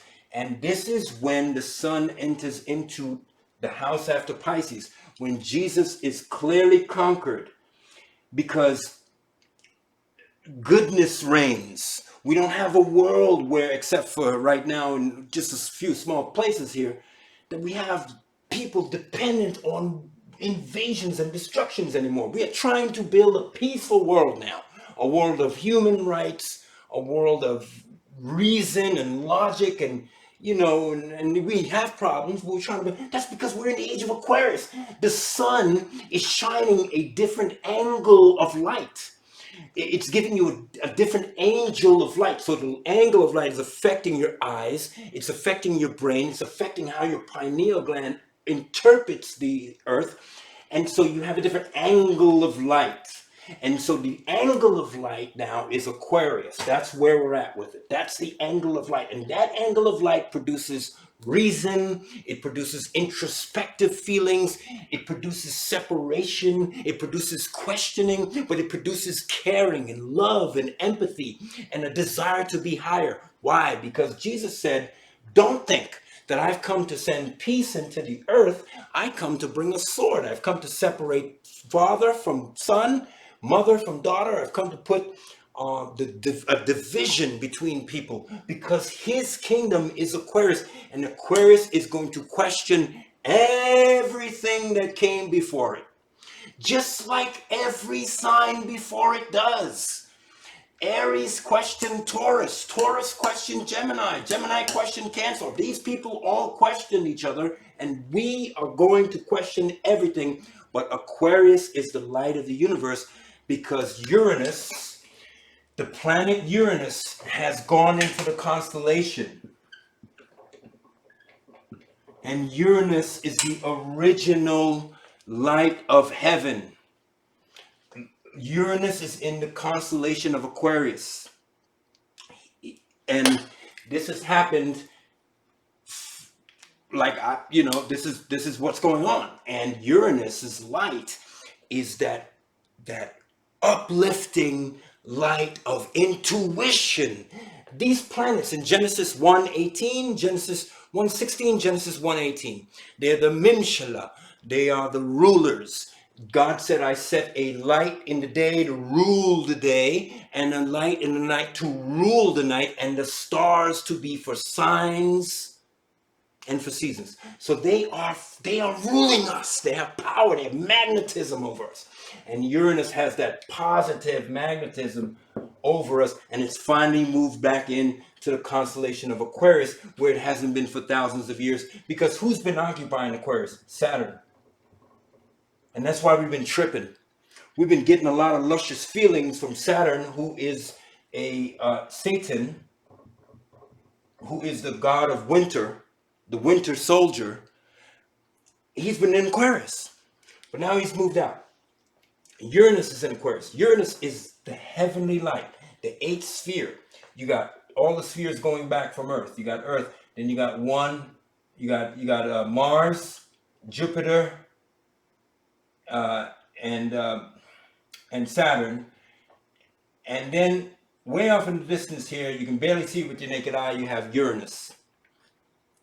And Saturn is said to have blocked Uranus. Saturn is Chronos, time. Chronos. He's Chronos. He ate his kids. Why? Because at one time, Sevenaria will teach you the reason they say this. Saturn began to have an erratic orbit. Okay? Chronos ate its kids because Saturn began to have an erratic orbit, and its moons began to crash into itself. And the people of many thousands of years ago, 10,000 BC, they saw this happen, or maybe epoch ago. They saw this happen, and it came down to us as Chronos eating its children, including Zeus and all these people, but he didn't eat Zeus, right? So including these are called the Olympians. And Saturn was part of the Titans. The old gods, the Titans, and these are the Olympians he was eating. He was eating all the moons. And Zeus was obviously a moon, right? Who is now Jupiter. Jupiter, the rock, Jupiter or Jah. He is Jah, Peter, and he's also Zeus. Zeus is Jah. We know him as Jah. And the Christians know him as Peter, right? So he's been passed down as Zeus, Jah, and Peter. I forget how to spell this. Jah and Peter. Isn't that crazy? So Jupiter, right? So Zeus survived this eating and turned into a gas giant. All right, so what are we getting at? So this whole thing is coming in to where your Uranus has moved back into Aquarius, into the constellation of Aquarius, giving us the power in Aquarius finally to interpret all of this stuff the way I am interpreting it today. I am in fact born on February the 6th. My sun sign is Aquarius, and it's my moon sign is in Pisces, Cancer. I'm sorry, and but I am fully under this influence. Some people probably even more. But this is what's happening here. We're in the age of the Chrisim, discovery of the Chrisim, the realization again of the Chrisim In the age of Aquarius, in the age of Uranus, the man with the pitcher of water, just like it was written in the book of Luke 22, 10 to 12, leading us in. Here's the guy with the pitcher of water now. He's going to lead us somewhere. Jesus said, when you see the man with the pitcher of water, follow him. So we've moved from here to the man with the pitcher of water. We got to follow him in. You see what's going on there? It's very clear. Jesus is here in the Pisces. This is Jesus. And he says, when you see the man with the pitcher of water, you're going to follow him into the house where he goes, and there you will have the Passover. And I'll explain to you what the mental Passover is. Because you think it's the Passover with the lamb, but it's not. It's a Passover in your brain from Pisces to Aquarius. Because every time the sun passes over one of these lines, he's passing over. And he's telling you that you're going to have the Passover with Aquarius. Do you hear what I'm saying? He's moving from Pisces to Aquarius, and he's telling you, look for the guy with the pitcher of water because you're going to have a Passover. Moving from one age to the other. You're moving from Pisces to Aquarius, you're going to have the Passover. In the upper room is your head. You're going to have a Passover in your head. You understand what's really being said to you. If you don't have these things explained to you, then there is no way you can be intuitive about this. That's why you have to have some sort of instruction. Either meditate for your instruction, because the voice of the animals and the universe will teach you because they know what to do. They are obviously following God, and they don't need no schools, right? They sit around in the bush, they need to do stuff, and they do it. They know what to do. The universe is talking to them because they're silent. They don't talk. They're silent. I'm talking a lot now because I'm trying to teach. But really, they're silent. They don't talk. The universe is talking to them. They know exactly what to do. They know when the winter is coming. They know everything that we know, but we need all these calendars and computers. They know everything. So the voice of the universe can teach you all of this. And this is what Aquarius is. Opening that voice of the universe. The opening of the third eye, the opening of the single eye. So I want you to listen to this verse again now and understand the reality of what this verse is saying and how Luke chapter 22, verse 10 to, 22 verse 10 to 11, is saying to you. It is telling you about our age. In 2020, in 2012, the sun passed over the great galactic dividing line. It passed over.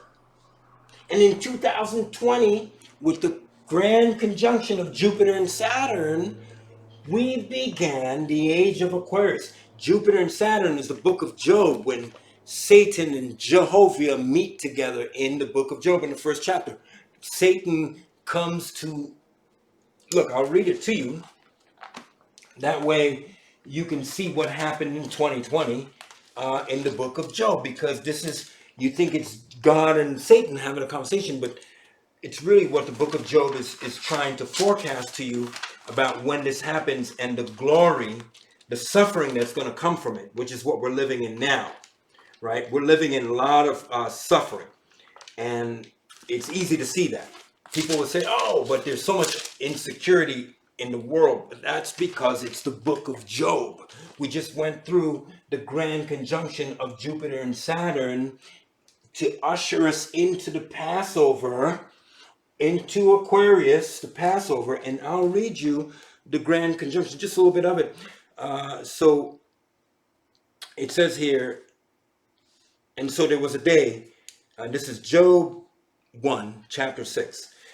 Now there was a day when the sons of God came to present themselves before the Lord, and Satan came also among them. Saturn, the sons of God are the planets, and Saturn to present themselves before the sun. Do you understand? God is the sun in this scripture.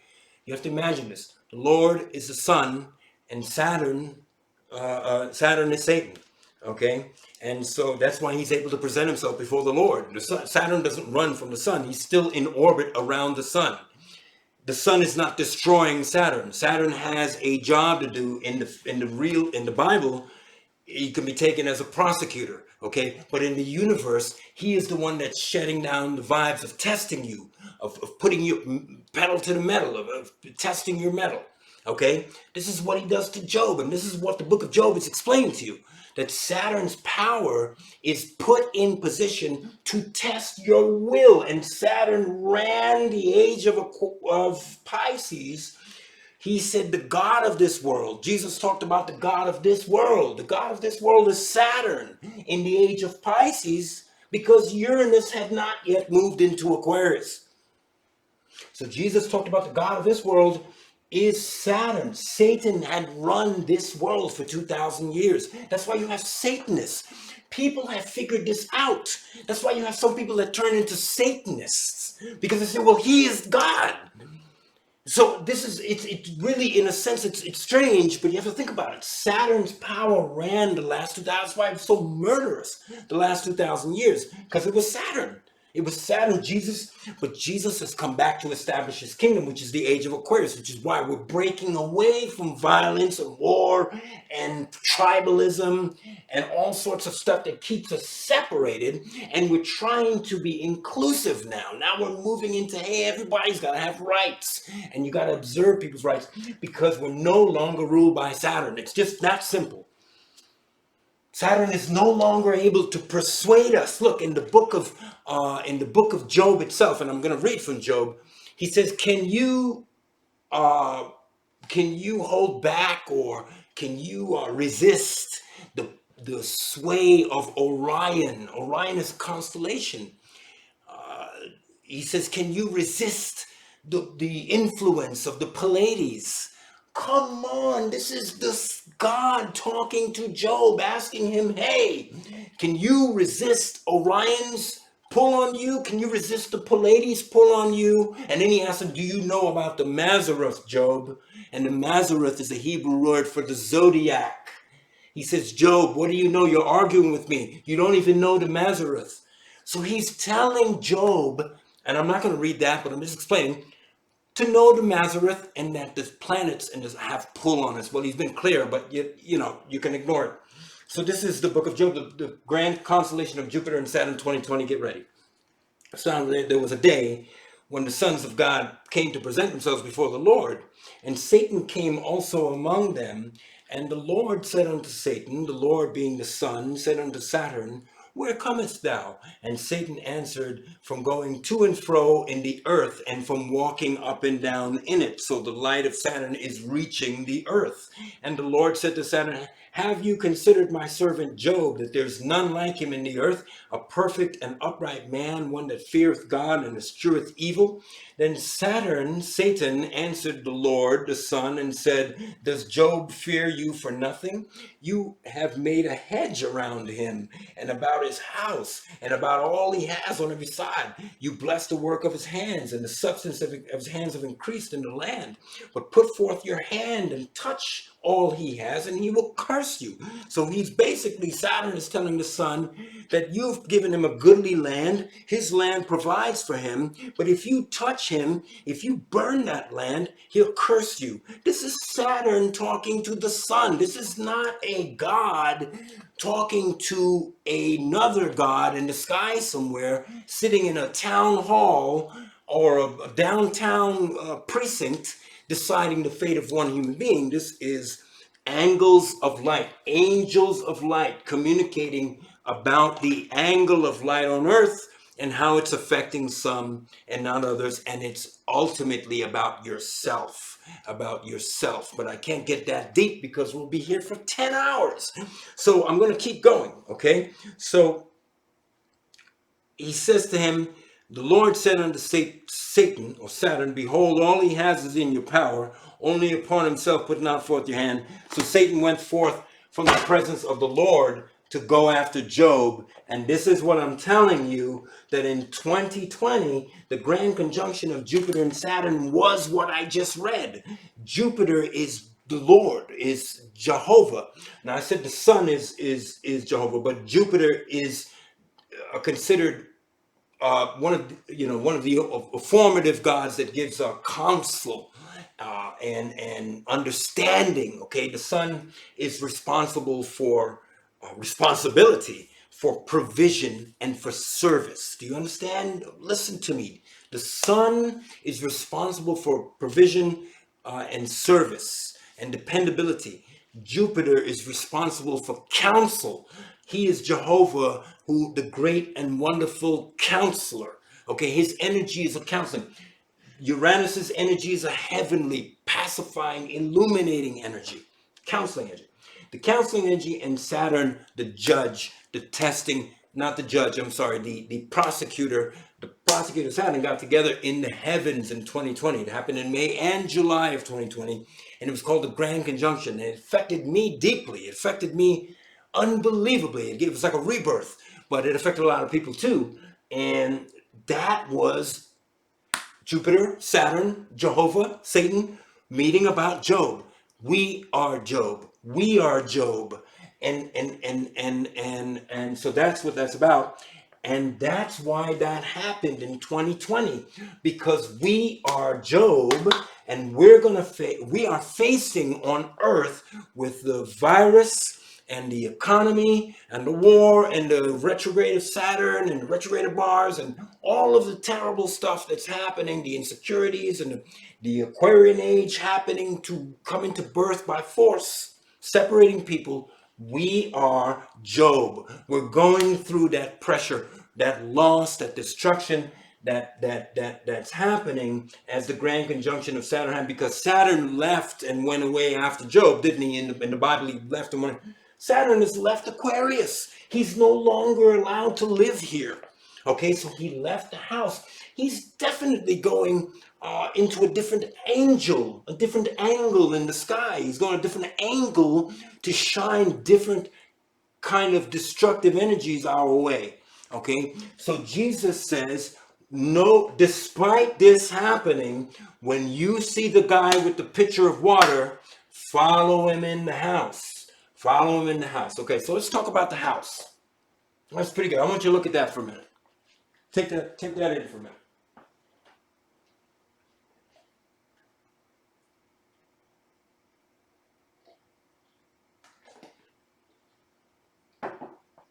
Okay, so let's talk about the house. Whoops. Let's talk about the house. Okay, you can see this is how it goes. It's every the 2100 year cycles. The sun is progressively moving along the horizon. This is the horizon. It's moving along the horizon. I just want to get these things straight before, when the sun passes over a sign, it is the Passover, especially at spring. Passing over each increment throughout the year is a Passover, but the spring Passover is the most important one, because that means the sun is coming back. This is the big Passover. He's passing over. Every time he passes over one of these lines, a Passover. He just passed over into Aquarius, Passover. But it's a mental Passover, and I'm going to show you about the mental Passover that's happening. So let's erase all of this.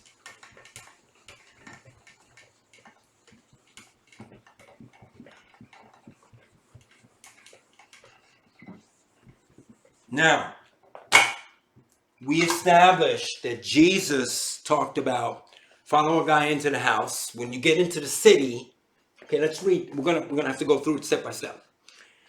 Follow a guy into the house in this age of Aquarius. There's no doubt about it. That is a pitcher of water being carried by a man into a location to have a Passover. I don't want to repeat myself all the time. And if you want to know what that is, rewind the video, right? So let's progress. So let's analyze how that's actually the age of Aquarius. We talked about where the sun is, right? Where Horus is in his years. And let's talk about how it's a mental. Let me write in black. I always regret not writing black when I watch the videos sometimes. I go, oh, why didn't I write that in black? Mental Passover. let's make that cerebral.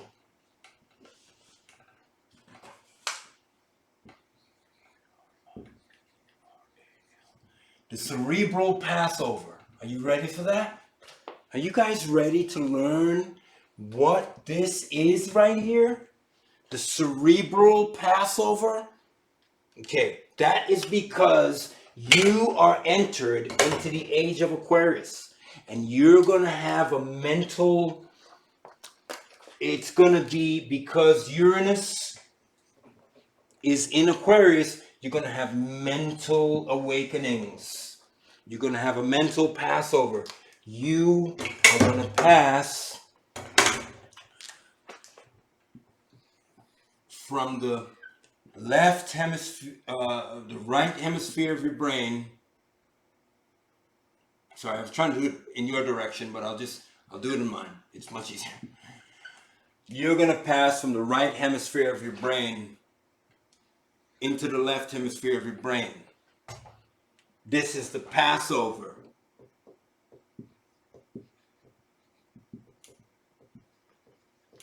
This, my friends, is the Cerebral Passover. And left signifies spirit.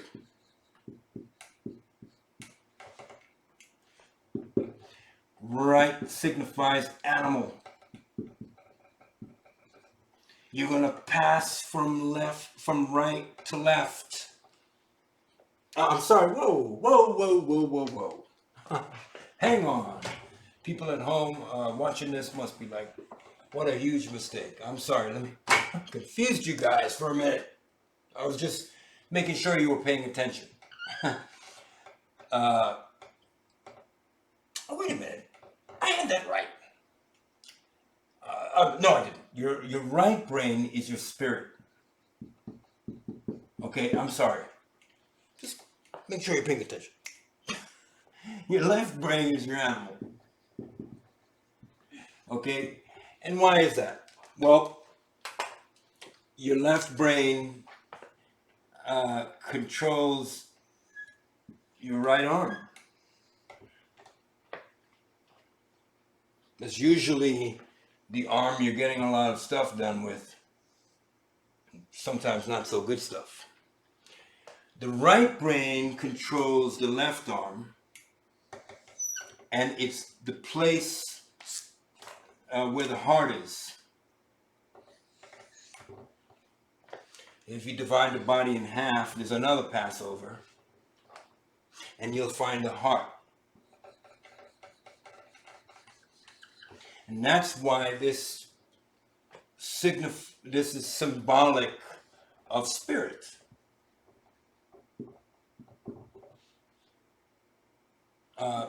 This is symbolic of spirit. Right? The right brain controlling the heart is the right brain. The right hemisphere. The right hemisphere of the brain.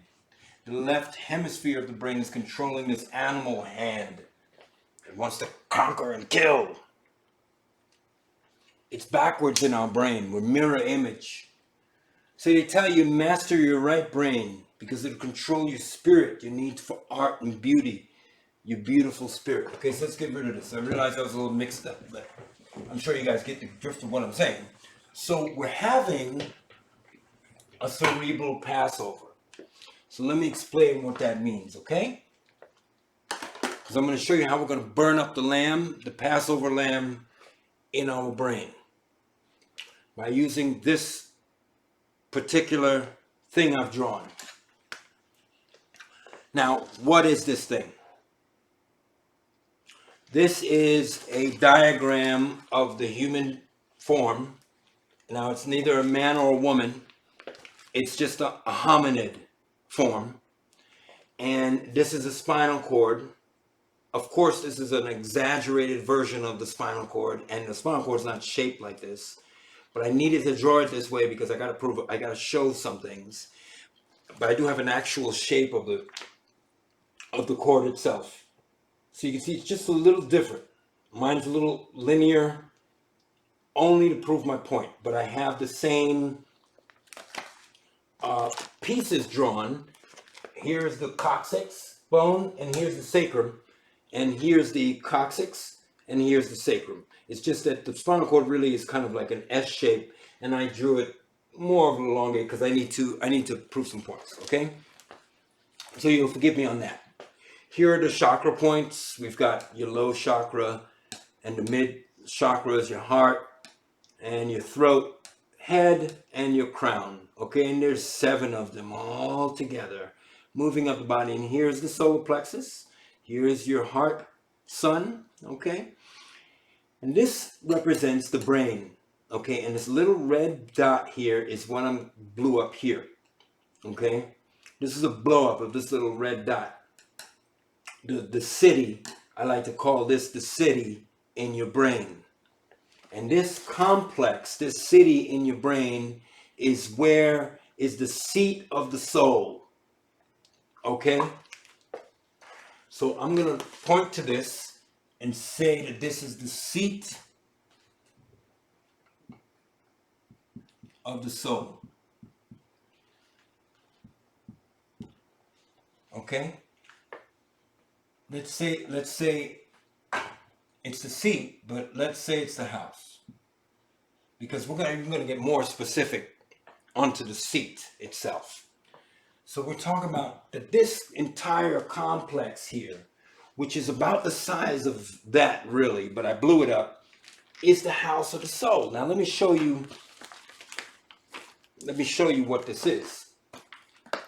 So I believe I did this on the last video, but I'm going to reincorporate this because we're dealing with Luke chapter 22, verse 10 to 12, how he's introducing the age of Aquarius, and how the age of Aquarius is an internal Passover, a cerebral Passover into a new meditative state in your brain. That's why I have to bear down on all this again. So I'm going to show you this again. Okay, so this is what I've drawn. You can see that this is the area really that I've drawn here, right? Right?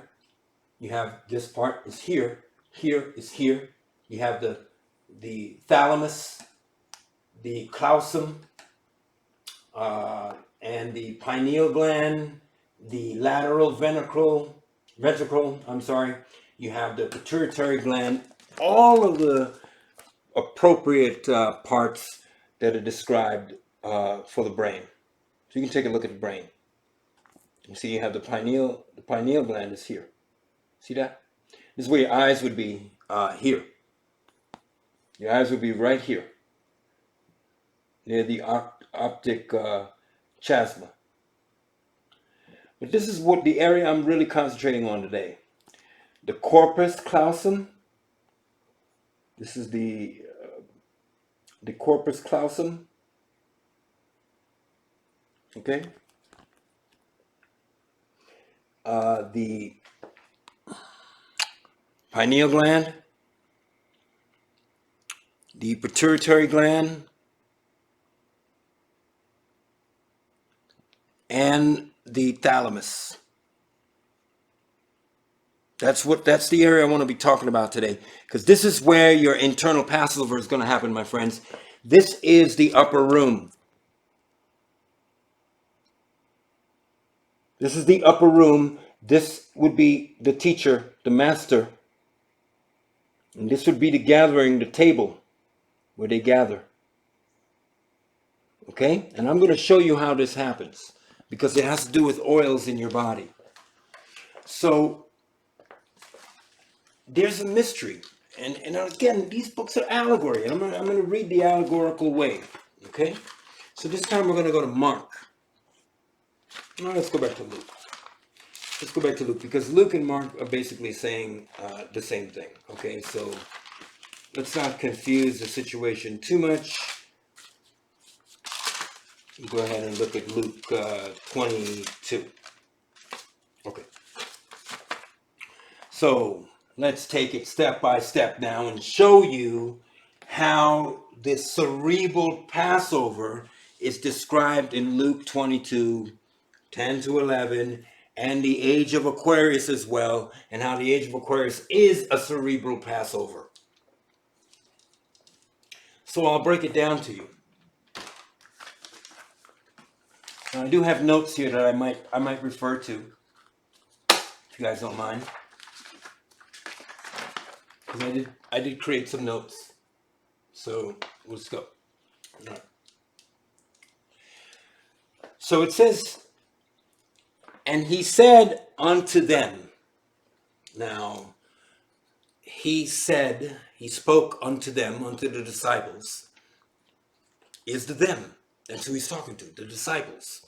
The 12 people that he walked around with. I already explained to you that that's the constellations in the sky that the sun travels with. But let's keep it to a man now. He says to the disciples, and behold, when you enter into a city, there shall a man meet you bearing a pitcher of water. Follow him into the house where he enters. Now let's break it all down. He says to the disciples, I've already told you, we just discussed, the disciples are the sidereal band. And some people say, well, the 12 constellations. Some people say, it's not that. Yes, it is. They are the DISC-Iples.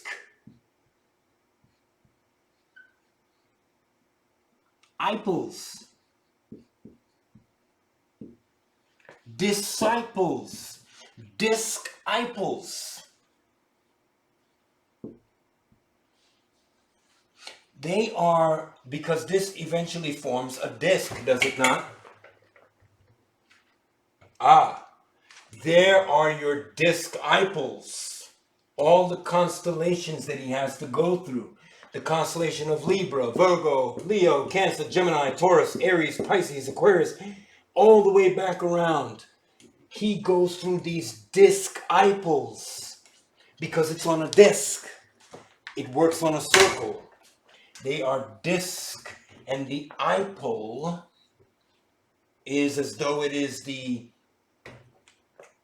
eye meaning the high up, it's the highest, okay? The Iples, okay? We have not too far, A-E-I-O-U are interchangeable. A-E-I-O-U, all interchangeable. So we can have the apples, right? Add one more P. The apples, and the apples are knowledge and discuses themselves, but full of symbolism of knowledge and wisdom. So the DISC-Iples were told to go into the city. Okay? So he tells the DISC-Iples, the disciples, the constellations, to shine upon a certain place, the city. Go into the city. I told you this is a city. The complex in your brain, is a city. Okay?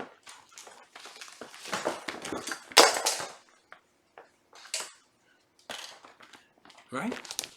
So he says, go into the city. Now let's see what this means. So, go into the city.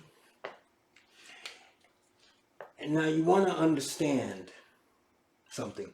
That light, this organ, the pineal gland, interprets light. It's a light organ. It's a light gathering organ. It's located at the back of the head. This is the back of the head. This is the back of the head. And as light penetrates the back of the head, the pineal gland is working. Okay? It sends visions to the thalamus. This is how we get thoughts. Light is really important because we're seeing visions here. And then when we go to sleep at night, it uses the remaining stored light to create dreams. So it's a city that with a movie theater, basically. It's a projector in a movie theater. The pineal is a projector and the thalamus is a movie theater. So you're in this city.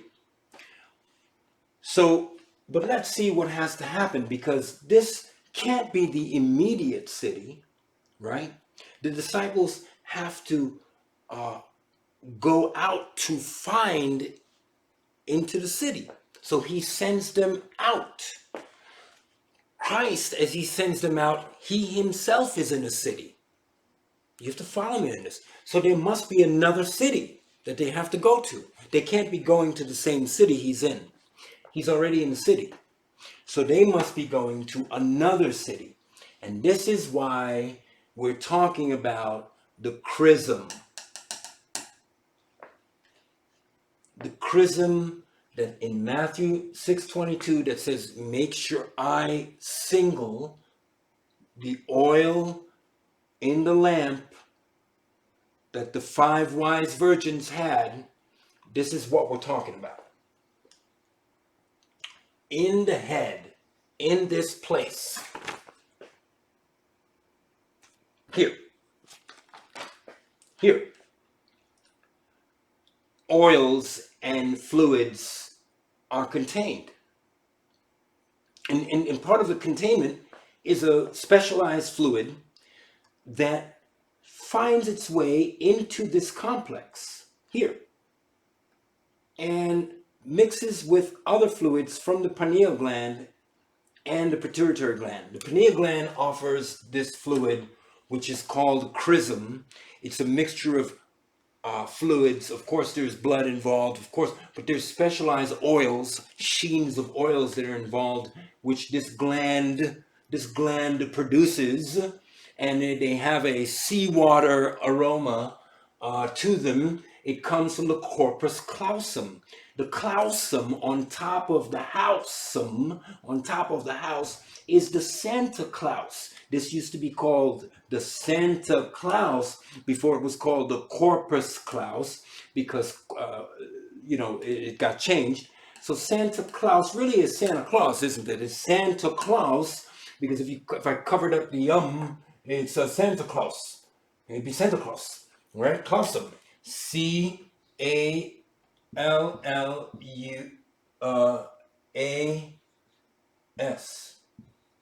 If I wrote this, Claus, Santa Clausum, the Clausum, right? So really we're talking about the guy in the red suit who comes down the chimney with his gifts. And why is that? Because he starts a journey up here with oils and stuff, I said, called the chrism, which moves into the pineal gland. Now, at the pineal gland, because I call this a city, it's a land, the land of milk and honey. That's the city this is. Because as the chrism moves into the pineal gland, it collects melatonin and serotonin, which are milkyish, clear milkish, which is called the milk. It moves from there into the pituitary gland in the head, where it collects DMT, right? And this is exactly what is shown here. So it would move from here, from the corpus callosum, into the pineal gland. From the pineal gland, it travels down into the pituitary, and from the pituitary gland, it moves into the pons, and from the pons, it starts to proceed down the spinal column. Remember, the corpus callosum is collecting light. So he says to the DISC-Iples, go into the city. The light from the heavens goes into your head. Big time important to understand. The disciples go into the city, the DISC-Iples go into your head. This light collecting mechanism in your head collects the light. Super important to understand. Collects the light, turns it into this oily stuff that interacts with the pineal and the pituitary. This gives it serotonin. This gives it melatonin and serotonin. This gives it DMT. From here, and it's activated by this olfactory bulb. From here, it travels down the spine. This is the DISC-Iples. Here we go, DISC-Iples. Sending their light into the city.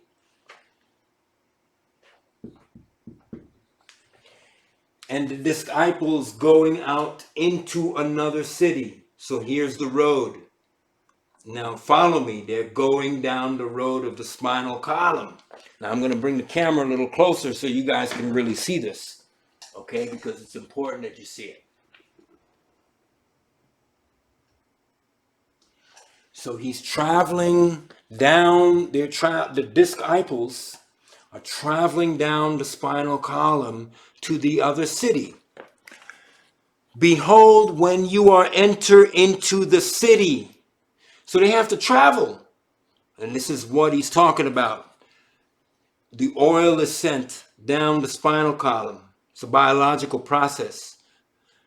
This chrism, or the Christ oil, the master oil, the teacher oil, sends the DISC-Iples, the light, down in the form of an oil. It collects the light. It collects the light and condenses it to an oil. You understand? And this oil is then sent down the spine, down the 33 vertebrae of the spine, down to a place called the sacrum. These are 5 fused bones of these vertebrae. There should have maybe been 3, 4, 5, 6, 7, 8, 9, and 40 bones all together, but there are 33 with the 5 fused bones at the end here, called the sacrum, or the sacred stone, or the stone of Jacob. Why? Because this is the ladder of Jacob. Your spine is the ladder. That again is metaphor. Jacob laid his head on a stone and saw the angels of God moving up and down a ladder. This is the stone, the chrism is Jacob, and the ladder is the spine. And he saw the fluids moving up and down the spine, and the chrism wants to go up that spine with the fluids. Wants to get its name changed to Israel as opposed to Jacob. So Jacob lays on the sacrum. Israel is glorified in the head. He turns into Israel instead of Jacob, because he sees the fluids moving up the ladder, up the spinal cord. The chrism has a need. But instead of going up the spinal cord, most people shoot the chrism out in the sexual act. You see, the chrism makes its way down to the sacrum. Jacob comes down, the DISC-Iples go down to the city, but instead of going into the house to find the good man, they get shot out in the sexual act. And this depletes, not saying sex is bad, but sex at the wrong time depletes the chrism. It depletes the power. It depletes your charisma. It depletes your energy. It depletes your being to have intercourse at the wrong time because of this sacred oil sitting at the base of the spine, wanting to go back to the brain and not out the genitals. That's true stuff. So what happens? There used to be a joke when I was a child. They say, oh, you don't have sex, it's going to back up to your brain, you get blue balls back up to your brain. That's true, but it's not a bad thing. Because what happens is when you resist a certain time of the year, certain time of the month, it forces the chrism back up. The DISC-Iples, the light that came through this complex, the corpus callosum, down to the pineal, down to the pituitary, down the spine, into the city, meets the man with the water. Here is where he meets the man with the water, man. And so he's got to follow this guy into the house. And that means lifting the chrism back up into the house to find the good man of the house. To find the good man of the house, the good man right? We're going to talk about who the good man of the house is, because there's a good man of that house. And we're going to talk about exactly what that is. The oils, just like Jacob, the DISC-Iples, just like Jacob, the disc, in fact, look at it. The angels of God moving up and down. These are the DISC-Iples, the angles of God. These are Jesus's men who teach men the angles of knowledge. They're both angles or angels, and the angles of God moving up and down. The angels of God moving up and down Jacob's ladder. Just listen to all of the how it all got mixed in together into reality and allegory. So the DISC-Iples, the angles of light, see that the oils of the other fluids are moving back up into it's unhappy at the sacrum. Gravity brought it all the way down to the city. It needs to pass over. It needs to have a passover. It needs to change who it is. It has a desire to go up or go out, and usually we shoot it out with sex, right? So, or women and men. So, but if we don't, then there's a pressure that builds. There's a force that builds here, and it sends it back up the spine. Now, let's read what's happening at this point when the fluids are moving back up the spine. There shall a man meet you bearing a pitcher of water. Follow him into the house where he enters. So all of these fluids that are moving back up the spine, the chrism, the DISC-Iples, the disciples, the fluids decide to follow it back up the spine. Follow him into the house. They're going into the brain, back into the house. You see, into the house in the head. The DISC-Iples, the light sent the oil down to the sacrum. Jacob saw the angles moving up and down, the angles of light, wanted to follow it, followed the DISC-Iples, Jesus' disciples, followed the man. Okay, so now they're following him to the house. So now they get to the house. So now he says, and you shall, he says, you shall meet a man bearing a pitcher of water, follow him into the house where he enters in. So the oils are going back to the head. There's no doubt about it. Spinal fluid travels up and down the spine. And just as a side note, not to digress, there's brain matter in your spine. It's gray matter. It's located in your spine. That's why you get feelings in your stomach, feelings in your gut, feelings in your heart, feelings in your throat, because in the spinal cord is brain stuff. It's the same brain. It's growing. Your brain actually looks like this. Your brain is on top of your head, yes, but there's actually a long, thin part of it going into, protected by the spinal cord. Okay, that's what I want to show you. You have brain matter in your spinal cord, and they don't tell you that.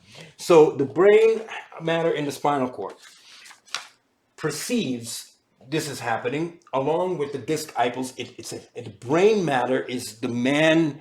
You're meeting this man to bring you back in, and you're going to meet the good man of the house. The good man of the house is the cerebellum. That is the part of the brain. When the oils return, they encounter the cerebellum here. And imagine how this is so similar to this.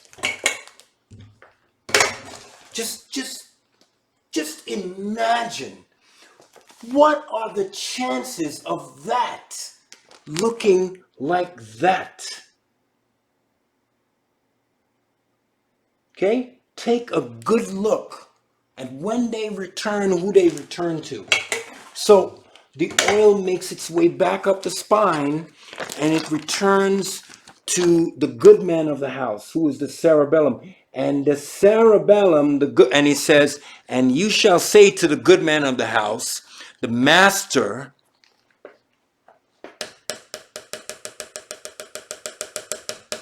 the pineal gland, the master saith unto you, Where is the guest chamber where I shall eat Passover with my disciples? I told you, this is going to be a cerebral Passover that you will have with the DISC-Iples. The lights will come in, and there will be a raising of the Chrisim in the age of Aquarius, that there will be a cerebral Passover with the DISC-Iples in the guest chamber. Now, I will show you where all those things are. Because when the oil returns and meets the good man of the house, the owner, the cerebellum,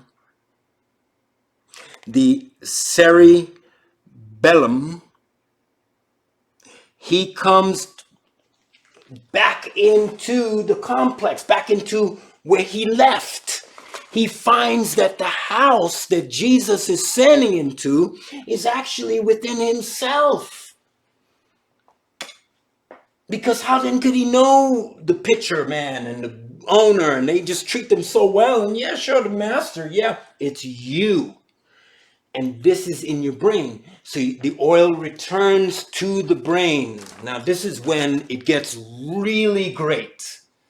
Because what's going to happen to this oil is that it's returned to the brain by the good men of the house through the cerebral cortex. You see that part right there, right? That's called the cerebral cortex. And what happens is in here, it is burned up. They are shown the room where they're going to stay and have the Passover, and they are no longer the same. They are no longer the same. They're about to have dinner with Christ. In the brain, this is where the chrism burns off. It burns off in the cerebral cortex. After heading to the cerebellum, it makes its way up and burns off in the cerebral cortex. This causes light, right? A light. Oh man, I always regret writing in red because it's really difficult to see sometimes. So that causes a light to happen. Because of the burning, there's light. And guys, this is where it all comes together. This, after all of this, the corpus, let's go again. Let's see what happens here so we can just tell what happens. The corpus callosum, because the DISC-Iples that Jesus, the Son, told to shine unto our head, the city, creates this oil. And the oil travels down because he says, go into another city, go into a city and find something. So they have to leave the city they're in. They leave the city and enter into this pineal gland producing the serotonin, melatonin. They go into the pituitary gland, which produces the DMT. They travel down the road, which is the spine, down to the sacrum, just like Jacob laying his head on the stone. They see all of the oils going up. They want to follow. They want to go back. They realize they're going back to the same place. And they meet a man who owns the place. They realize who is the doorway. The cerebellum is the doorman. He's the doorway, right? He's the man who he's the usher, right? The usher is the cerebellum. And imagine that this round thing is. Oh, I had an explosion of markers. So sorry about that. So imagine that this round thing is doing exactly what that cerebellum is doing. It's ushering the sun. So just like this round thing ushers the oil, this similar object ushers the sun in its galactic movements. So we have the usher, the cerebellum ushering the oil back into the head where it's burnt. It's no longer the same by the cerebral cortex. The light produced by that burning is interpreted by the pineal gland. Do you see that now? This is where this and this are together. Here. This is what it was all for. This whole trip was all for this. So this DISC-Iples to combine with this light, to create this light in your brain. How about that? These DISC-Iples, the sun, the moon, the stars, all of the stuff shined onto the city, caused these oils to move down and then back up the spine through your help, because you did not have sexual intercourse at the wrong time, and you meditate, these oils move back up the spine. And then these DISC-Iples lights, these lights, caused the burning in the cerebral cortex of this risen oil to create another light, a new light. And that light then, through this process of light from external light into the internal city, was then interpreted by the pineal gland, which is a light collector. Okay, this is a light.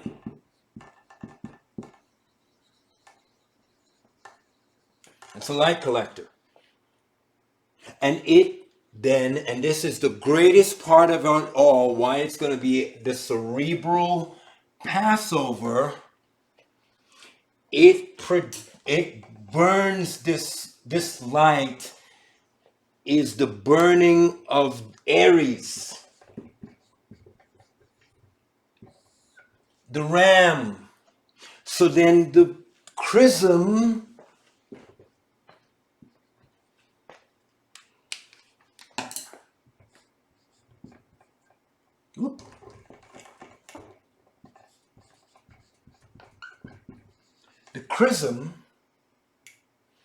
is the ram. And you can't even see that.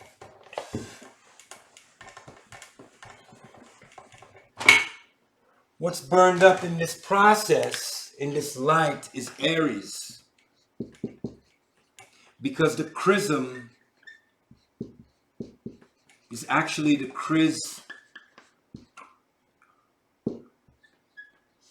ram. The ram.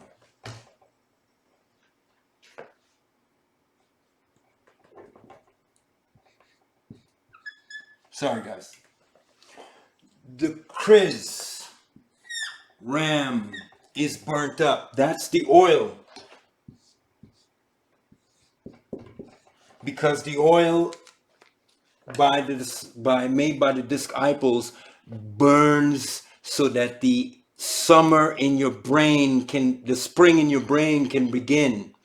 Springs to life. The cerebral cortex burns up the oil. The chrism, the ram, the Aries. The Aries is burnt up. And when the Aries is burnt up with the Passover in your head, you project the burnt light. And I want to really drive this home, because this is the Passover in your head. Once this happens, that's the Passover. So now that the Aries ram is sacrificed and burnt, and there's a light, your pineal gland can see and interpret the light, and this is the part now, it projects this light into the thalamus. And you see it as a vision.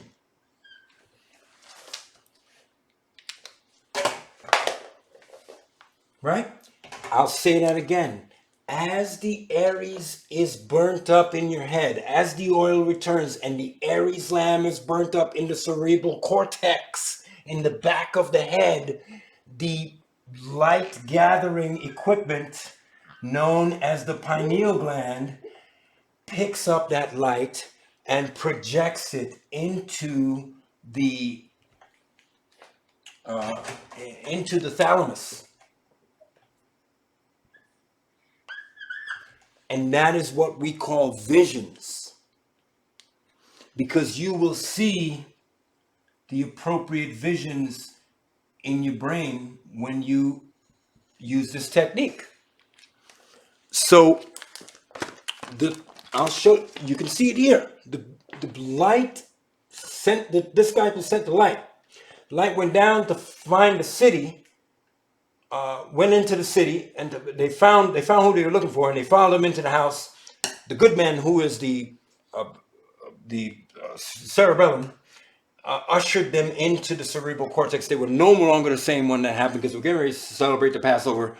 They burnt up. They were burnt. Their former selves were dead. That is the light then created from the external light. I can't say that even more. External light then became internal light. External light, internal light.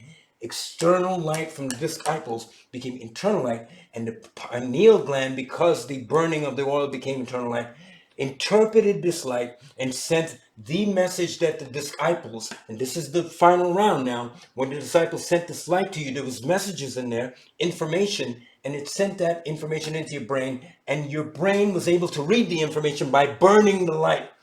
Almost like Get Smart, the old movie, the old TV show. This message will self-destruct in 10 seconds. And he reads the message and boom, it self-destructs. Well, it's the opposite, right? This message will self-destruct in order for you to read it.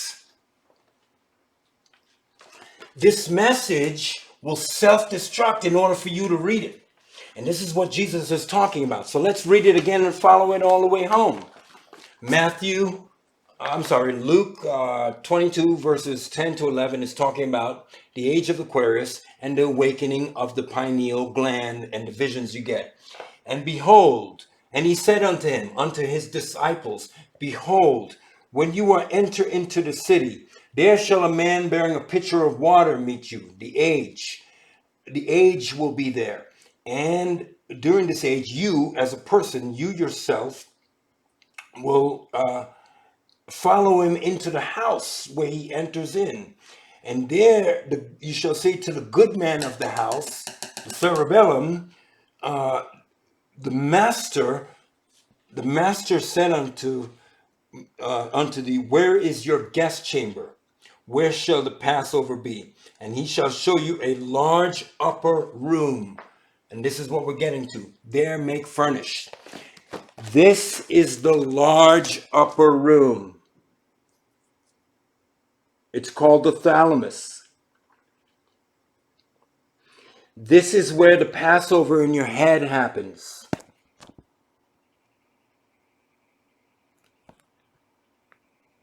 The thalamus.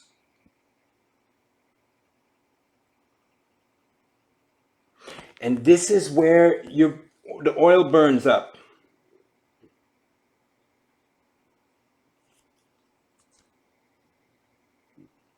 In the cerebral cortex.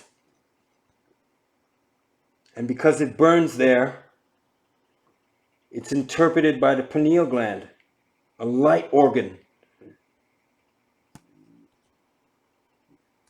That organ shines a light into these organs. This is thoughts. These are dreams and visions and your internal understandings because of the burning light. And then these cerebral cortex also allows in the light of the DISC-Iples, the light of the heavens, the light of the stars, the light of, the universe is shining on our skulls. And it's letting the light in. So imagine these room lights, what sort of lights, what it's doing to us. Because once you understand the effect of light on the human brain and how holy it is, then you understand what the effect of these fake lights are doing to us and how it's destroying us. Okay? So just understand. But they're good. The lights, we need them. But they are a detriment to us. So when the oil is burnt up, it becomes light. The pineal gland sees and projects into the thalamus. Take a look at that. Because what you are looking at is Sevenaria University describing to you what is called the Cerebral Passover in the age of Aquarius.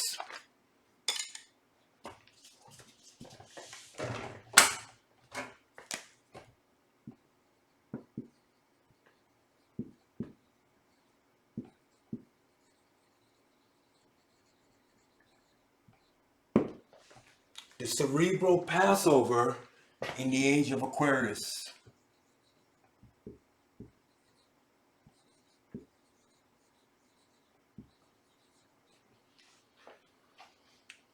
That is what Luke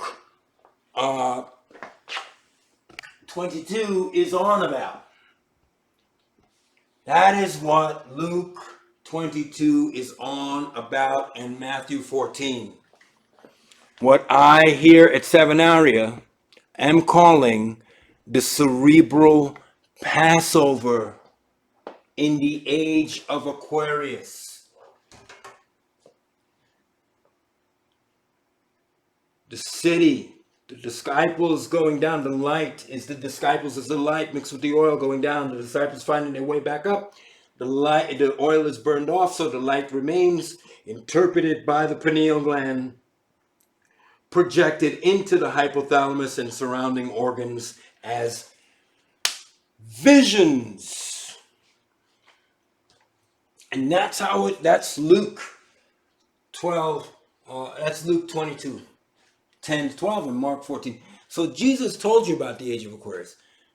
He also in Matthew chapter 12, 42 told you about the Emperor Haile Selassie of Ethiopia when he said the Queen of the South will rise in the judgment, for she came from the othermost parts of the earth to hear the wisdom of Solomon and believe them, but behold, a greater than Solomon is here, and you believe him not. So he told you about that and told you, look, things came to pass. So, but this is really deep because this is the age of Aquarius happening in you. This is Jesus all the way back in the days here saying, dig it, man. You're going to have 2,000 years. And the kingdom cometh not by sight or by hearing, but the kingdom of God is in you. And if any man say, hey, there's the Christ, don't believe until the end come. And then when the end come, he comes and establishes himself as Christ, which the Rastafarians believe Haile Selassie was the establishment of that. And that's why the Emperor of Ethiopia in the 20th century, the Emperor Haile Selassie, the bloodline of Solomon, the title King of Kings, the conquering line of Judah, was Jesus, was him that came back 2,000 years later to establish that yes, he rules, because there was a world war started when he came back. Haile Selassie was where World War II began in Ethiopia with the Italians moving into North Africa and then into Ethiopia to conquer it. And Ethiopia was a part of the League of Nations. People may not know that, but because they were part of the League of Nations, that was a huge problem because the League was then divided between those who supported Italy and those who supported England and France and Ethiopia. And Ethiopia, England, and France came together and fought the Italian fascists and drove them out in 1938, 39. And that was really precipitated 37, 36, 38, the beginning of World War II, which was clearly a victory for Haile Selassie. Revelation 5:5, the Lion of Judah has prevailed. His title was the Lion of Judah. Behold, the Lion of Judah has prevailed. So all of these things happened in this time at the end of the 20th century, just on time for the sun to pass over into its new age, right on time for us to have our mental Passover at the end of the 20th century as well. Our cerebral Passover. Okay? So now, I just want to quickly then go to the third eye as it is read from the Hindus. And this is from their glorious book, the Bhagavad Gita. This is an English copy. I'm sure you've all seen this copy, and you know where I've gotten it from. So, but it's great. I've read through this. As you can see, I have like a lot of pages that are like completely marked out. And I love this read. I love the Bible and the Bhagavad Gita, great reads, especially when Krishna starts talking about I am. And I compare the I am to the I am that Moses dealt with. the same I am. But let's check out now, because we've seen that this thing is an eye. It's a light gathering eye that gathers light and sends the light into the thalamus, giving you visions. We're getting visions in the age of Aquarius. I think I've pretty much covered what that is. Now,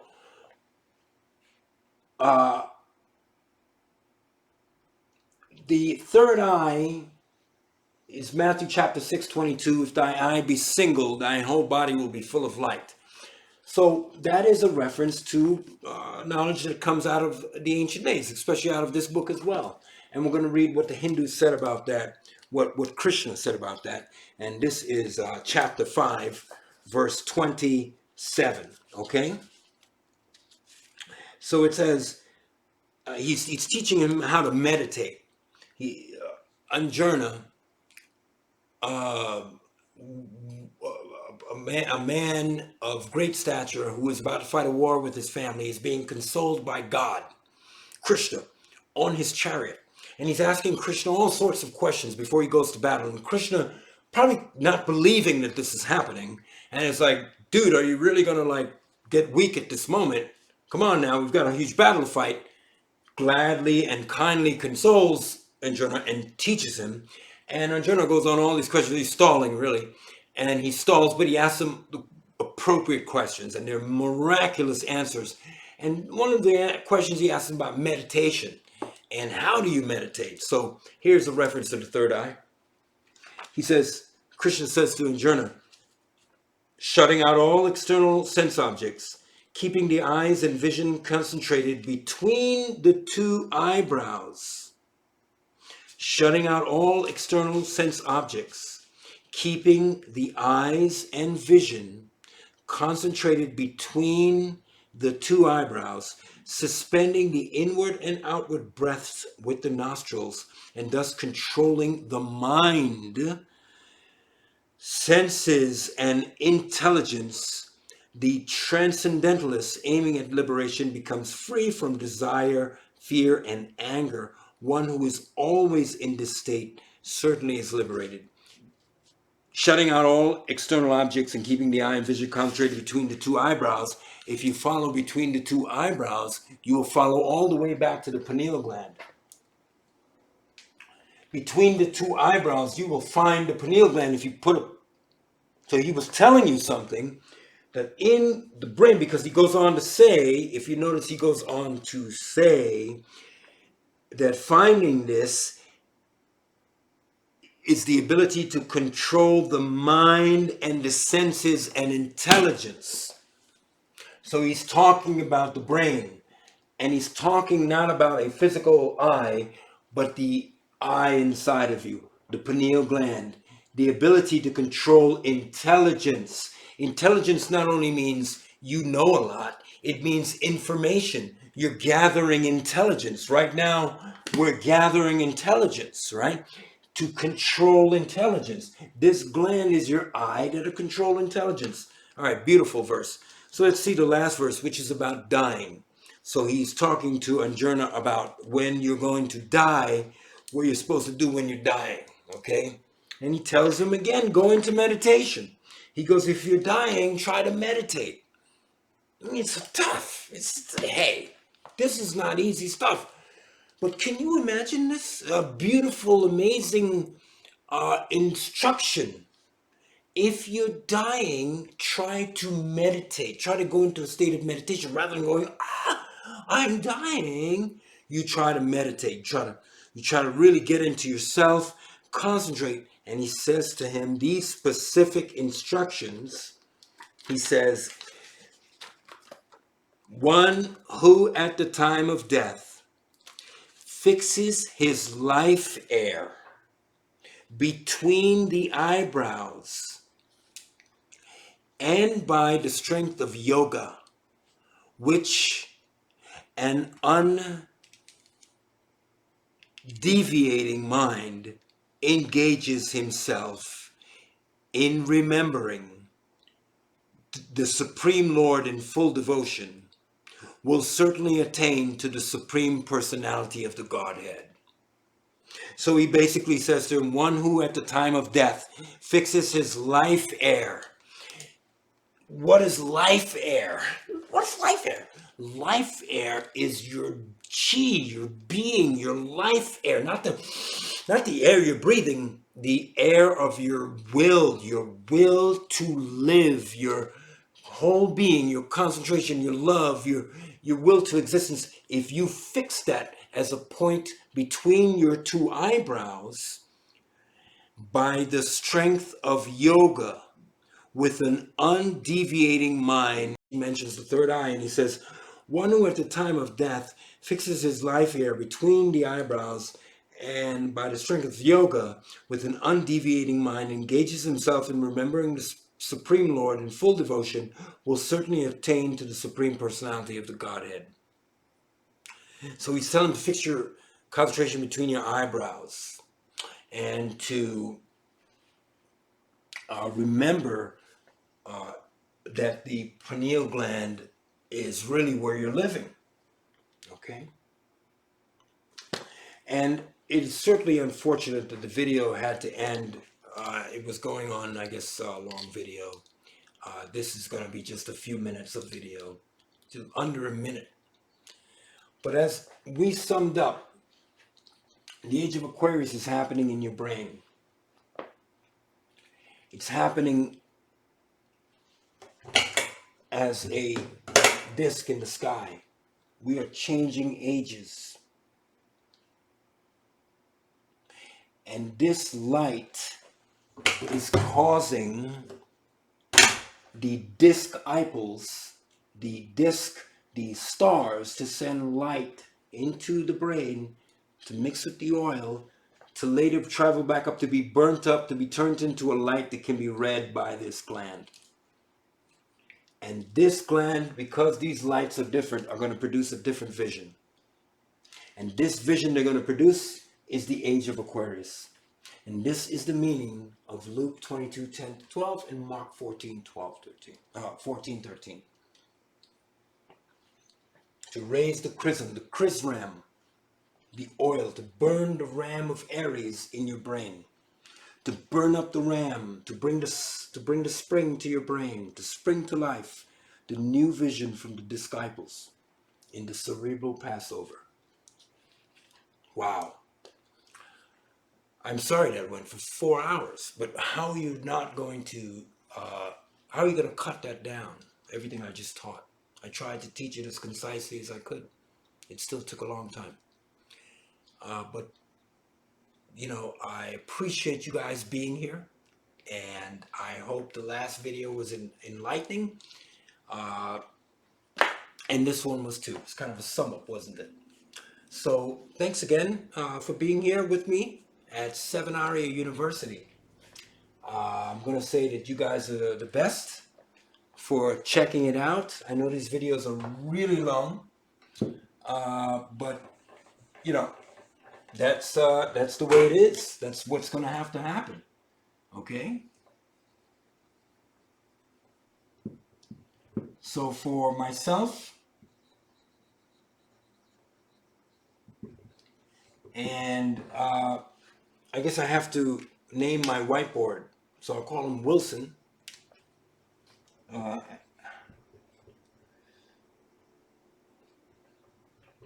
And that's after, of course, the ball in Castaway. Because he drew on the ball and it's white and kind of here by myself. But for me and here at Sevenaria University and Wilson, I want to say thank you guys so much for joining me again. And tonight we talked about the Cerebral Passover. Video 1, Video 2. Join us again for another video. I'm going to post this one. And again, I want to say, if you guys want to support, it's sevenariauniversity@gmail.com. PayPal, sevenariauniversity@gmail.com. If you want to check me out on YouTube, it is Sevenaria University on YouTube. Sevenaria. And thank you guys again for checking out these videos. I want to say peace and love, and I'll make another one soon. And I hope you guys are doing well. It's actually our 11th class already. So moving on. All right. Thanks, guys. Have a great It's a great time. We'll see you again. Peace and love. Bye now.